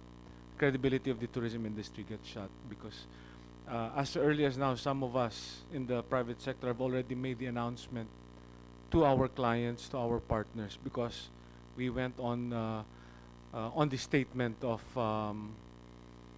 Secretary Simatu. So that is one thing. But definitely now there are plans now, promotional plans, and we will be working very closely also with the Department of Tourism with regard to that. Pero kasi parang nagiging problema din since hindi pa rin natin alam yung carrying capacity ng island. Yes. Diba parang ilang rooms are we gonna sell for Boracay? That's, yes. Una-una, hindi pa rin nga natin ngayon, hanggang ngayon alam kung alin dun sa mga resort na yon yung compliant. At ilang rooms yung magiging available by October 26. Yes, Your Honor. That goes back to what Mr. Tay was saying, that there seems to be a confusion as to what is compliant and what is not.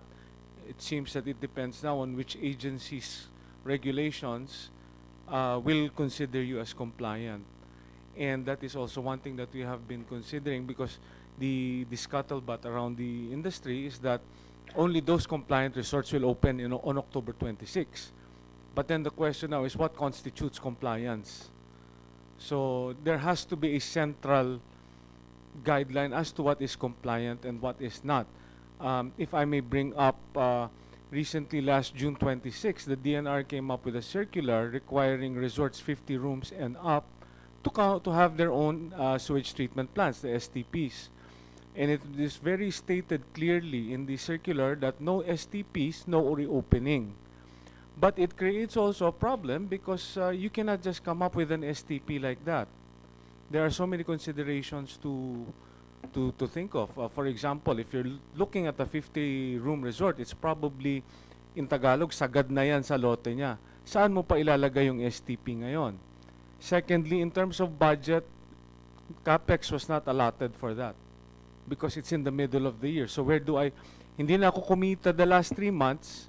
Ngayon, magpapatayo pa ako ng STP, which depending on how big it is, can be from 3 million to 6 million per unit. So, double whammy. So, that's also one of the questions going around now is, do we really need that STP? Yeah. So, I mean, sorry to deviate from the original question, but Yeah, plus, it's connected to it. ano lang yan, compliance pa lang sa isang government agency. Yes, ma'am. Kasi pwedeng maging compliant ka na sa LGU, pero hindi ka pa compliant Yes, sa Your ibang Honor. agency. So, I think that's something that we have to resolve within the next 2 months because if we open October, by September, dapat we should already have firm guidelines as to what is compliant or not. Because, like, for example, again, the resorts have already made plans to reopen and have been marketing. So, imagine the dismay if suddenly they are said, meron kang isang kulang na hindi ka compliant, hindi ka magbubukas. Siguro, Director Catalbas, may listahan na ba kayo kung ilan lang ba talaga yung compliant? Pero baka compliant lang sa inyo, hindi compliant sa DNR. Pwede din ganun? Meron po, ma'am.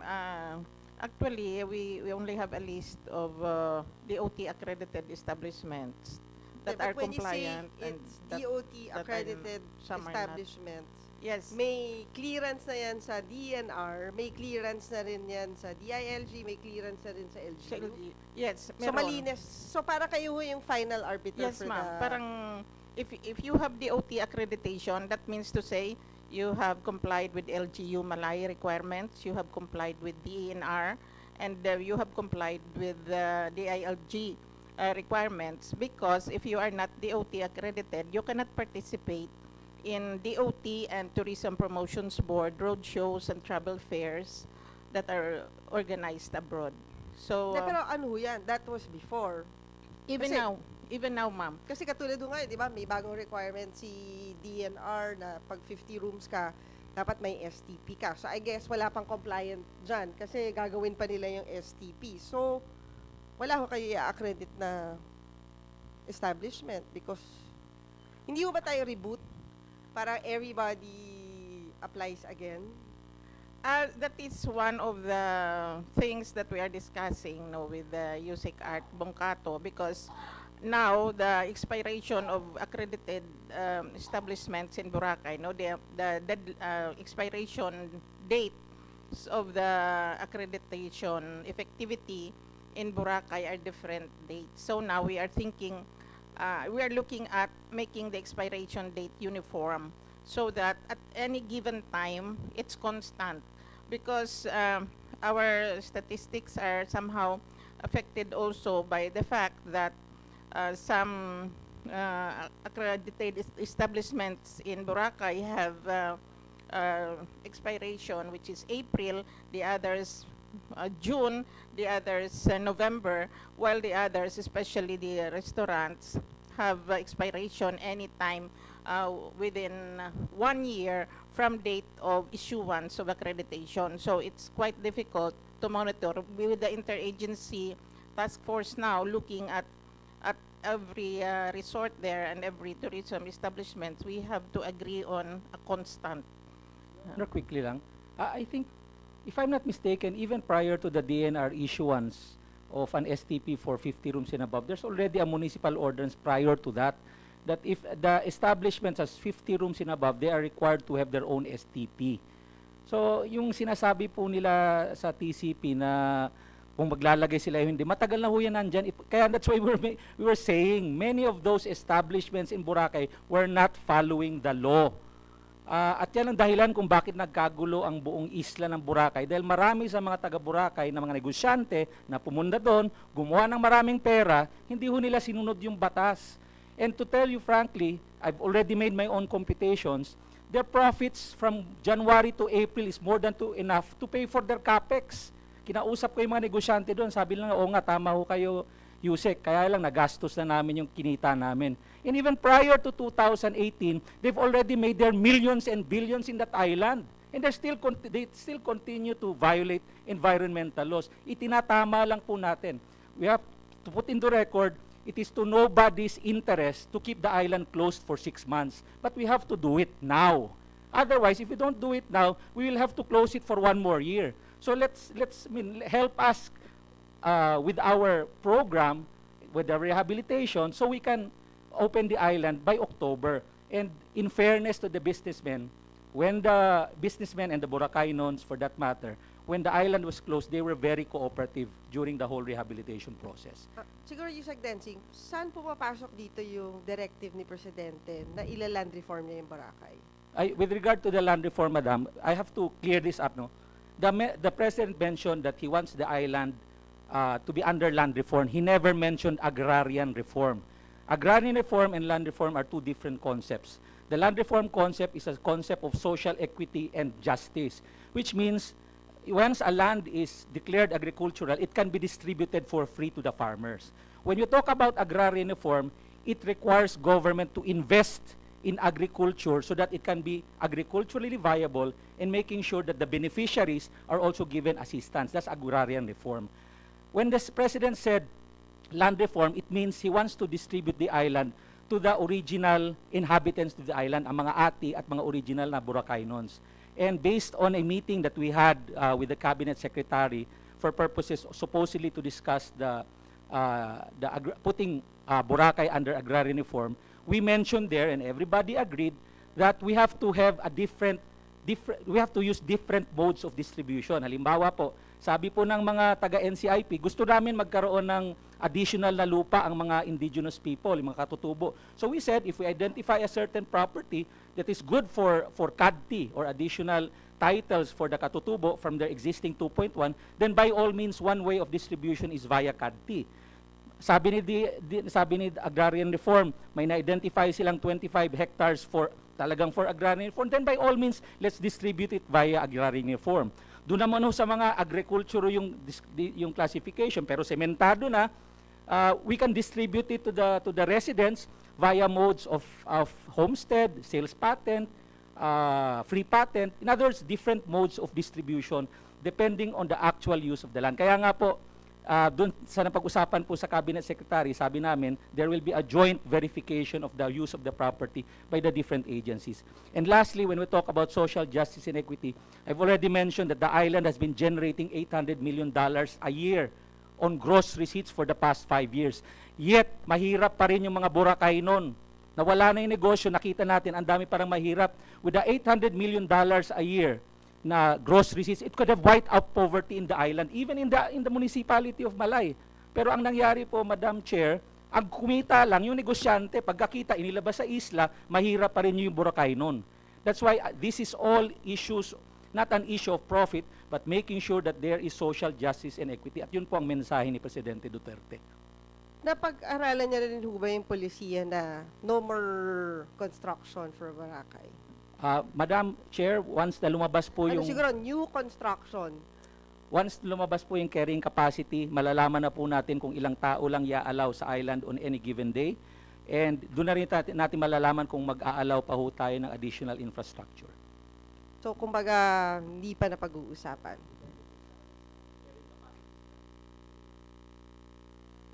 Ano ba yung late, ano bang huling study ng carrying capacity ng Boracay? Actually, there was an initial study conducted, but still not sufficient. Last April, May, yeah, but very insufficient. So we engaged a technical consultant. What was the number? Number of... Yung sa carrying capacity. Actually, we have initial data here, but there's still a need for validation on this.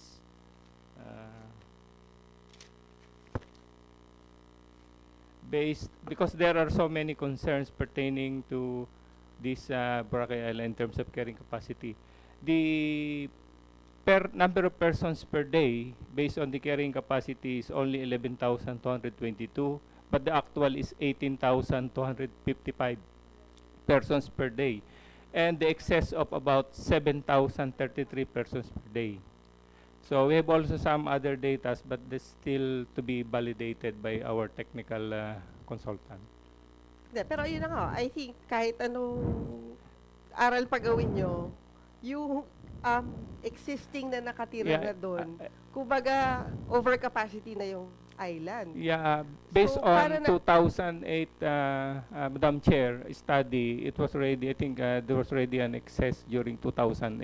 And there was also a study conducted last 2013, and it deals on ecological carrying capacity, because the previous studies conducted were only on the physical aspect, like in the swimming area to determine the number of swimmers and the sunbathers in the beach area. So this time we'll be doing it in a holistic approach, the ecological study, including the generation of waste and including the liquid waste.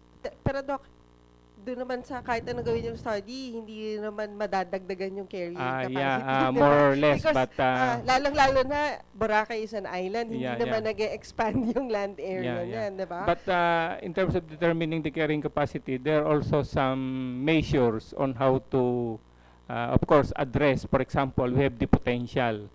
Because we have the basic carrying capacity, we have also the potential carrying capacity and the real capacity carrying capacity, and these are different. Of course, it involves different factors and formula.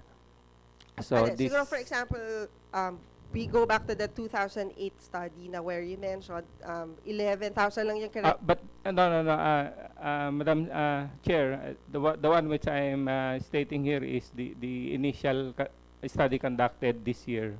Let's say, April to May. let's say we work around that figure, 11,000. But I think there's already a big excess in terms of the carrying capacity. So sa tingin nyo, may big excess na. Yeah.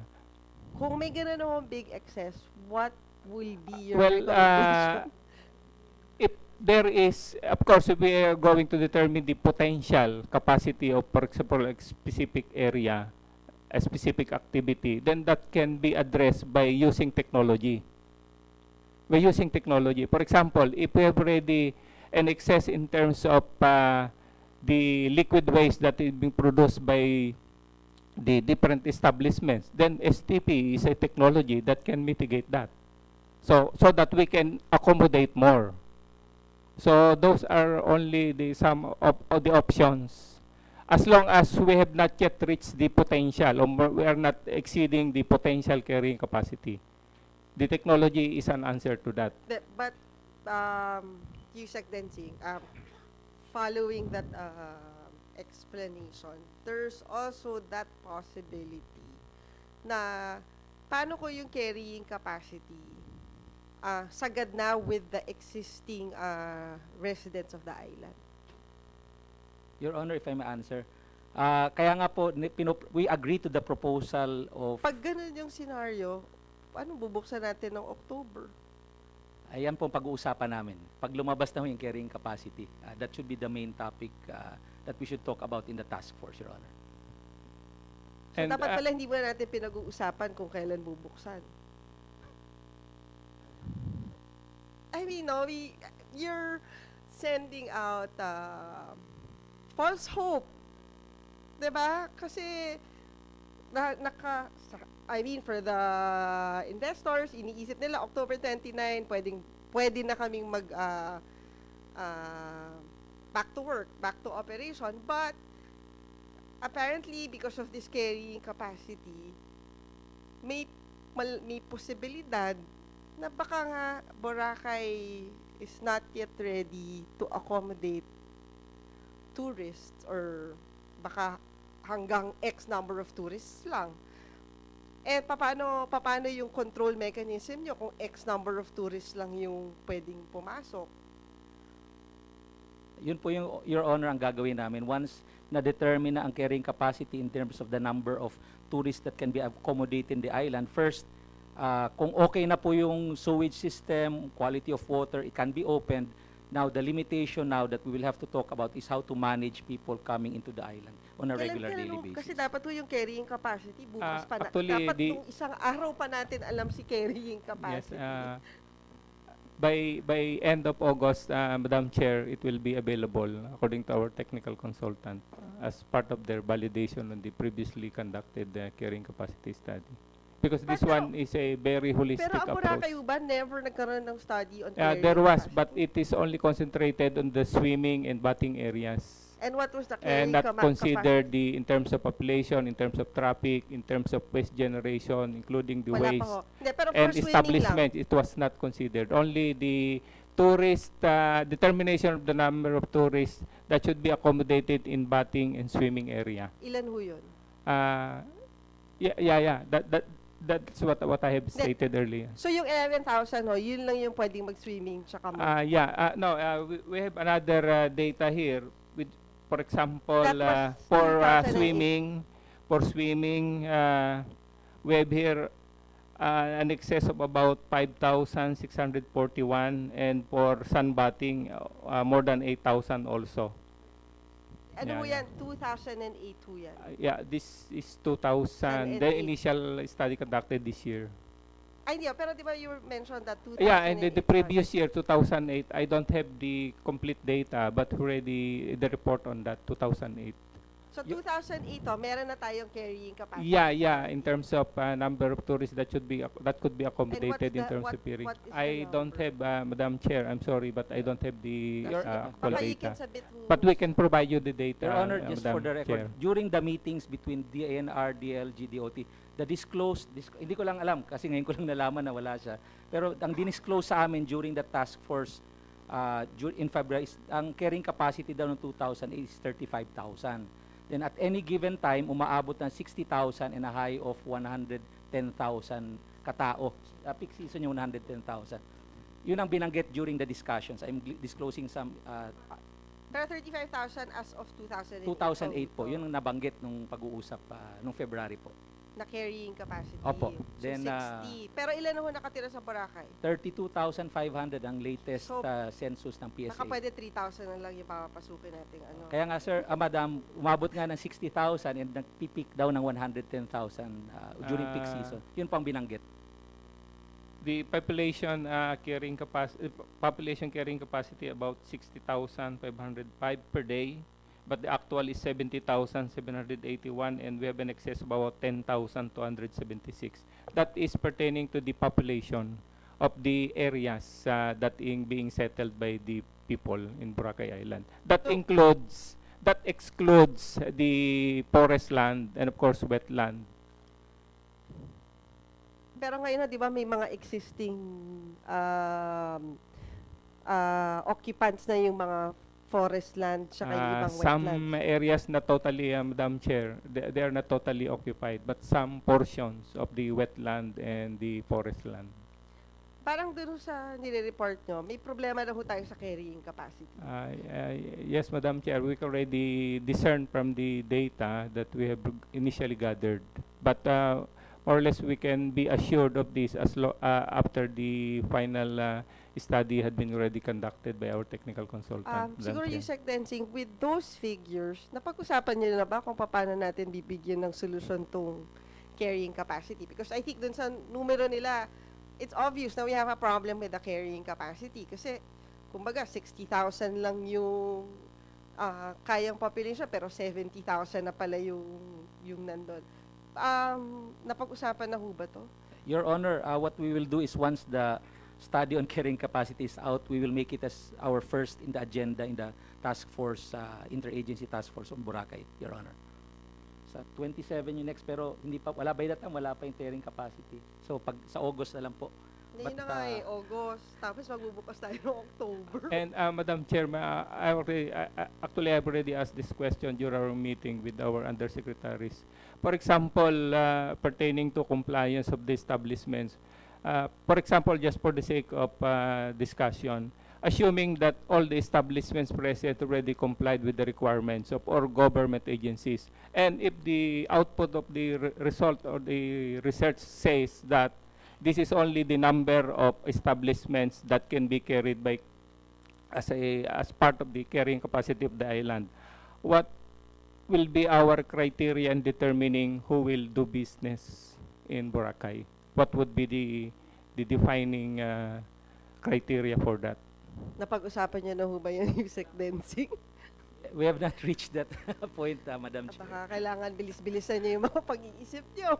Kasi, October is just around the corner. And, parang dun sa naririnig ko ngayon sa hearing, parang we have a problem.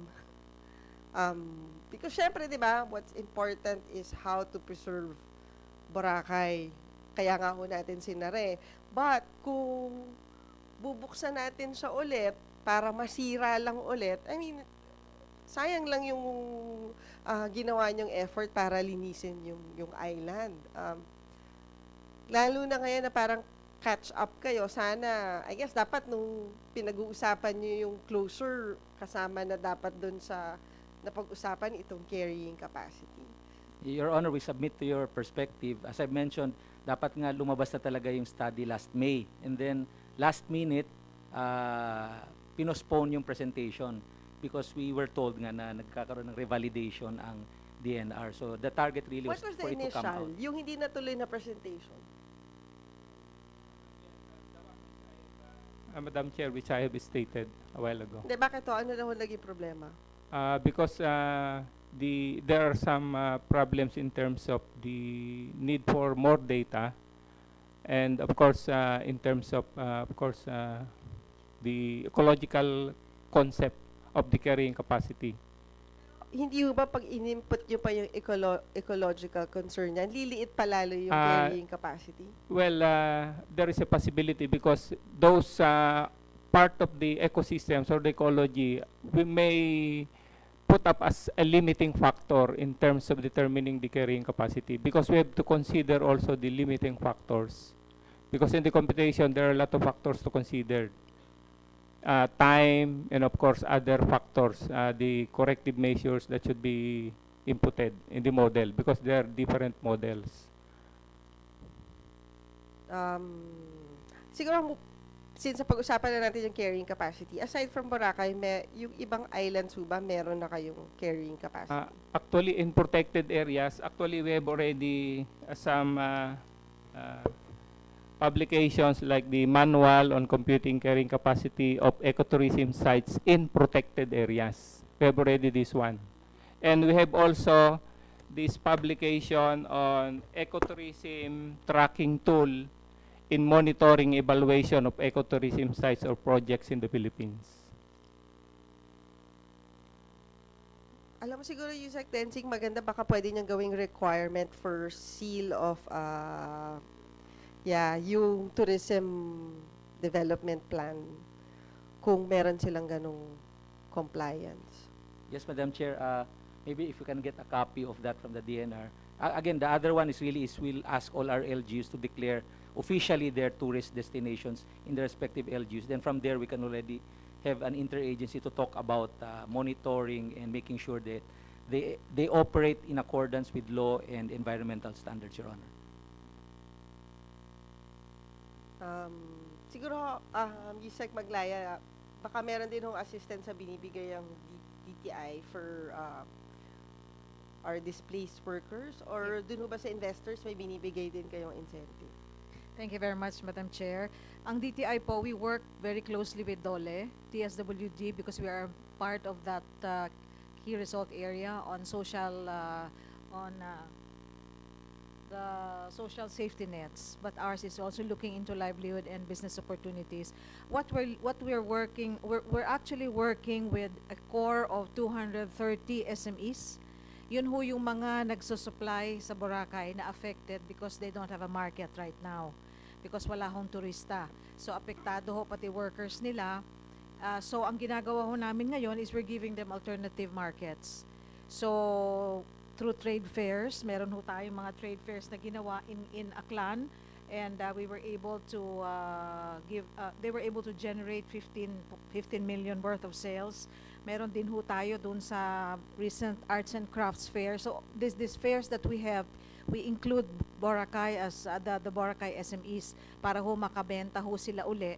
And we also have introduced them to online marketing. So ngayon po, they're doing more of the online marketing so they can reach out to more, especially those who can't go to Boracay but can see their products online. Nag-uumpisa at they're already getting back production. We also have our P3 on standby if they need to borrow money para ho madagdagan ang kapital nila. And we are also, with DOLE's database of workers, displaced workers, meron din ho mga workers na gustong magnegosyo. So, for those who want to go into business, yun naman ho ang tinutulungan namin by giving them starter kits and training so they can also start their own small business. Aside from kasi DOLE's support of giving them employment. So, dun ho kami sa negosyo. May cash may binibigay din ho kayong cash assistance? Hindi po cash, but it is in kind. It's a starter kit. Kung meron ho silang kailangan, like for example, it's like setting up a sari-sari store, goods ho ang ibibigay. If it is like t-shirt printing, bibigay ho namin yung mga materyales. It's not cash but materials, and we purchase it for them. Parang ano, SLP ng In a way. DSWD. Opo. But yung beneficiary nyo, they're not the same. No, they're not the same. We work together to make sure that we can reach out to more. Yung wala po sa kanila, nasa amin naman. So we are there, and we in fact have an operation center doon po sa Eurotel. Nandun ho kami, nandun ho ang DOLE, TESDA, DTI po, and other agencies who are into livelihood, para we share our data, and we also, at least the clients can come to us para ho makahingi ng tulong at Eurotel. So tuloy-tuloy po 'yon, madam.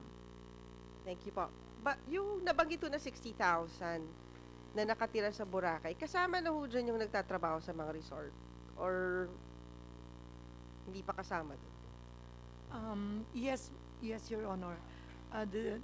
Actually, the total number of displaced workers, yung sinabi kanina, 17,000 plus 5,000, part sila. But the 10,000 that were served by DSWD, these are the people who went out of Boracay already. Baka si Mayor Kawaling, ano ba talaga yung population ng Boracay Island? 32. Boracay Island, yung sa isla lang is about, that is 32,000. 32,000. Anong voting population? Ano na? Ano ang voting population ng Ang voting population Boracay? namin sa Malay is 31,000. Sa Malay ho, pero kunyari din lang sa island. The whole municipality. At ano pala yung ano namin sa Boracay ngayon is 56,000, yeah. 56,000. Yeah, estimate, yeah. Population, no? Tapos, on top of that, kasi di ba meron ho dyan yung mga empleyado na parang ano bang classification nila? Transient lang. So, yung transient ho, ilan? Yung ano ko, yung 56,000 na yan, kasama na yung mga kasi within 6 months, nagkakaroon na sila ng resident na sila eh. Resident na sila ng eventually because nagiging within 6 resident na months, rin. kaya lang maging ano ka na ng isla. So part sila nung 56,000. Madam Chair, per Philippine Statistics Authority, ang population ng Boracay Island only is 32,500. Yung 56,000-60,000, at any given day na merong turista, umaabot to na 60,000. Ang peak, umaabot ng 110,000. Those are disclosures. Siguro maganda ngayon kasi sarado yung island. Ilan yung tao ngayon sa So, ngayon isla? po, kung 32,500 less 12,000 na umalis, baka nasa 20,000 po ngayon. So, parang meron sa carrying capacity. Opo. Yung numero ngayon mukhang Opo, kasi lumabas okay. na po 12,000 per record ng Yung DSWD. 20. Opo. So, I guess kailangan na ng pag-aralan. Baka yung mga transient, baka pwede doon na lang sila sa mainland. Wag na silang kasama doon sa... May plano po kasi yung nagtayo, karamihan na nagtayo sa wetlands, Madam Chair, are dapat nakatira lang, tapos nag-evolve into boarding houses. Kaya kung makikita niyo yung pictures ng DNR, So, dapat temporary. Opo, so temporary lang ang setup. Tapos Opo. hanggang naging permanent na. tapos in our last task force Boracay meeting, they've already identified in mainland Malay a property where they can transfer all those transient workers. Doon na sila titira. Kumbaga, i-relocate po. Kasi makakabawas pa dun sa existing capacity ng island. Yes, Mr. Clemente. Your Honor, if I just give me the opportunity to reply to Yusek Densing's statement earlier regarding the STP. In 2012, the Sangguniang Bayan of Malay issued Ordinance 307, which said that establishments that can connect to the sewer pipes are exempt from having their own STPs. So there is an instance wherein they do not have to have their own STPs.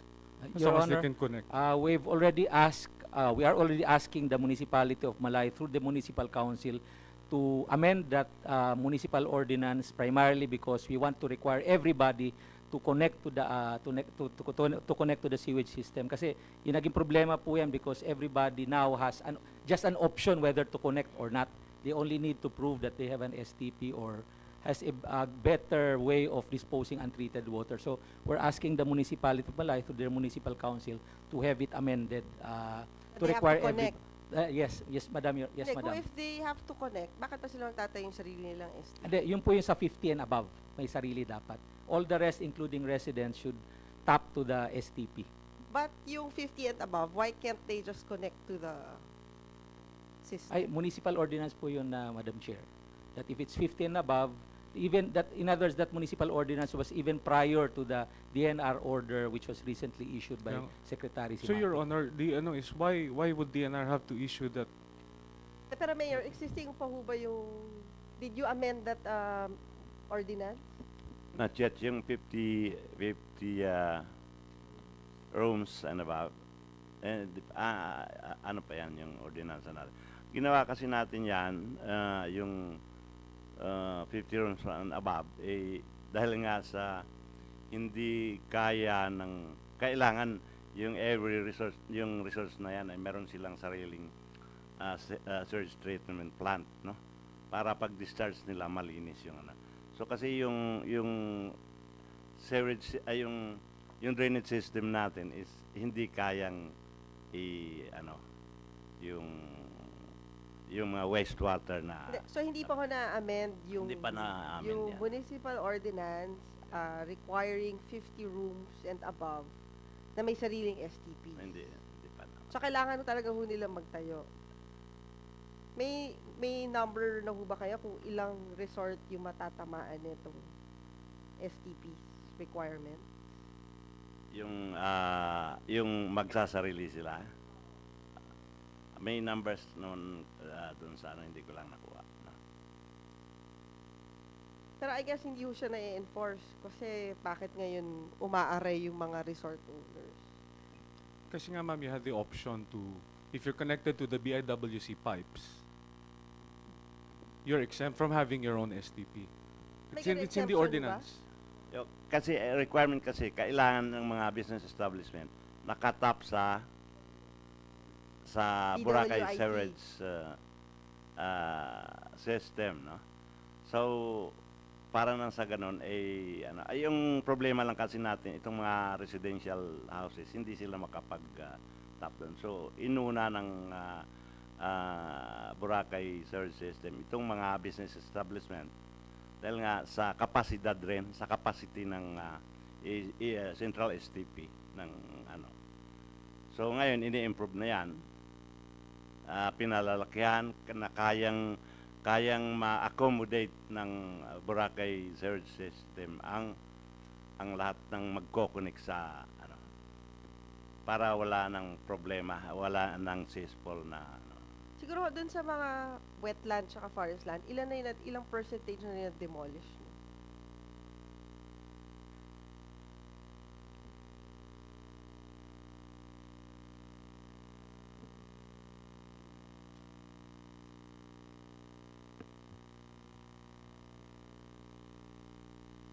Ma'am, with respect to forest land areas, out of the total 885 occupants or structures, nakapag-demolish na po ng 29 as of July 3, 2018. And yung na-serve na with show cause orders and notice to vacate is 392. So out of total of ang total area po ng forest land contemplated is 268.03 hectares. Ito po yung mga forest land blocks in Boracay. Hanggang kailan ho yung target nyo para ma-demolish yung 200 ba? 300? Na may show cause? Ma'am, it depends dun sa compliance nila, but pero ano sa compliance mo sa forest land? Tsaka wetland? Yung percentage, ma'am, yung 29,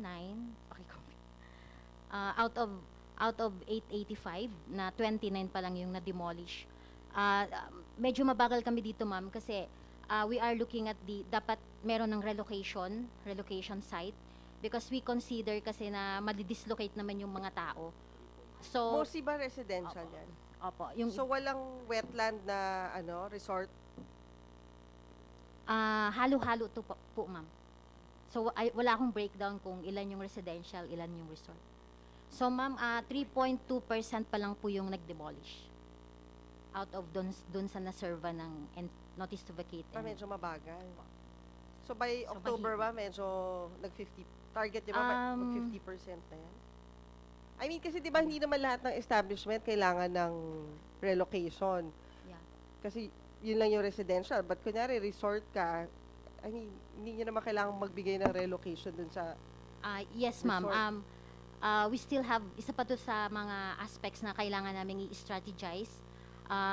Kasi there were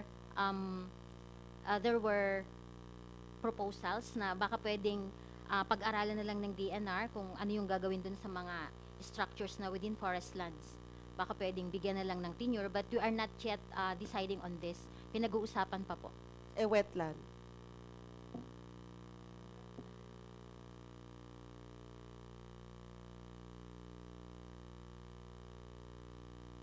So parang sinasabi nyo yung sa forest land pwedeng pag-usapan. Ma'am, kino-consider pa yung next steps on the illegal forest occupants.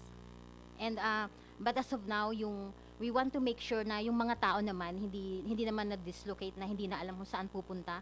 We have to prepare din yung relocation site, because we don't want naman na yung mga tao maapektuhan adversely. So dun sa wetland, the total area of the wetlands is 37.8128 hectares. Yung so far, the number of structures occupants inventoried number at 548. And ang na-serve na ng show cause orders and notice of violation, notice to vacate, 180 yung notice to vacate, and notice to 180 yung na-serve ng show cause orders, and 113 were served with notice to vacate.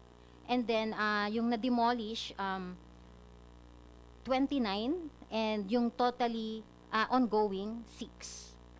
Ano bang ilang cut-off percentage namin? yun? 5.29%, ma'am.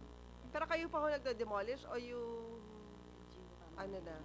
Ma'am, yung etong sa forest land, ini-implement lang po ng DNR yung notice of demolition issued by the LGU. Ang LGU po yung nag-issue, then Hindi, pero yung actual demolition, sagot ng government? yes, ma'am. And DNR assists. LGU din po ang nagde-demolish, ma'am. So sa wetlands, 5% pa lang na Yes, ma'am. demolish nyo. Pero yan non-negotiable. Yes, ma'am. Mostly, ma'am, itong mga nasa wetland, ito yung sinasabing mga nag-evolve na lang sa parang boarding house. Actually, ito yung sinasabi ni Seximato na directly nagdi-discharge ng waste dun sa water. So, non-negotiable po ito talaga pong. And in fact, ma'am, when the demolition was conducted, wala na po yung mga tao doon. Pati ba yung forest land dapat hindi rin negotiable? Dahil hindi naman yun alienable and disposable. Yes, ma'am. I agree with you, ma'am, that in accordance with PD 705, dapat po walang occupants sa forest lands. So bakit iniisipan nyo pa ng paraan? Yung sa relocation kasi, ma'am, we're not saying that we will stop na. We're just strategizing kasi syempre po may resistance, and gusto rin naman ng DNR, ma'am, when we implement the law, yung mga tao hindi naman totally mawalan ng tirahan na talaga. So iniintay nyo lang yung hindi mo naman sinasabi na ibibigay na sa kanila yung tinitirikan nilang forest land. Hinahanapan nyo pa lang sila ng relocation site. Kasi baka isipin nila na Thank you. Siguro, anything else before I suspend the hearing? Madam Chair. Madam, in aid of legislation, I'd like to request if the chair, as chairperson of the Committee on Tourism, if you could reconsider revisiting Presidential Proclamation 1801 of 1978, signed by President Marcos at that time, because in that proclamation order, he identified at least 65 tourist areas and marine reserves in the whole of the Philippines, to which he mentioned in that proclamation that no development, this includes Boracay, Puerto Galera, that no development in that area should be made unless with the recommendation of TIESA and approved by the President of the Philippines. I think kung sa Boracay, for instance, dapat any development, kailangan may TIESA approval dyan. At TIESA recommendation and approved by the President. Pero I think during that time, PTA pa. PTA at the time. PTA pa. Opo, PTA that was the old name. Yun lang po, Madam Chair. Okay. Thank you, Yusek Densing. Madam Chair, I would like to take this opportunity to appeal to the displaced workers of Boracay to visit any office or field office or provincial office of the department and avail of the financial assistance. Nasa Boracay man po sila o nasa labas po ng Boracay, open po ang aming opisina. In the delivery of this program, we are performing public function. Tulong-tulong na lang po yung taong gobyerno, appointed man o elected. Maraming salamat po. Mr. Tay, maybe you can coordinate with Attorney Benavides. Baka yung mga members nyo na may displaced workers, they can apply for Yes, Madam Chair. assistance, whether Yeah. DSWD, DOLE, or DTI. Yes, Madam Chair. Meron pa ho ba? For the Department of Tourism, in tourism planning, we will be open to assisting the local government unit in planning Boracay. We have competent staff who can do master planning also. So and that will be more into the island destinations that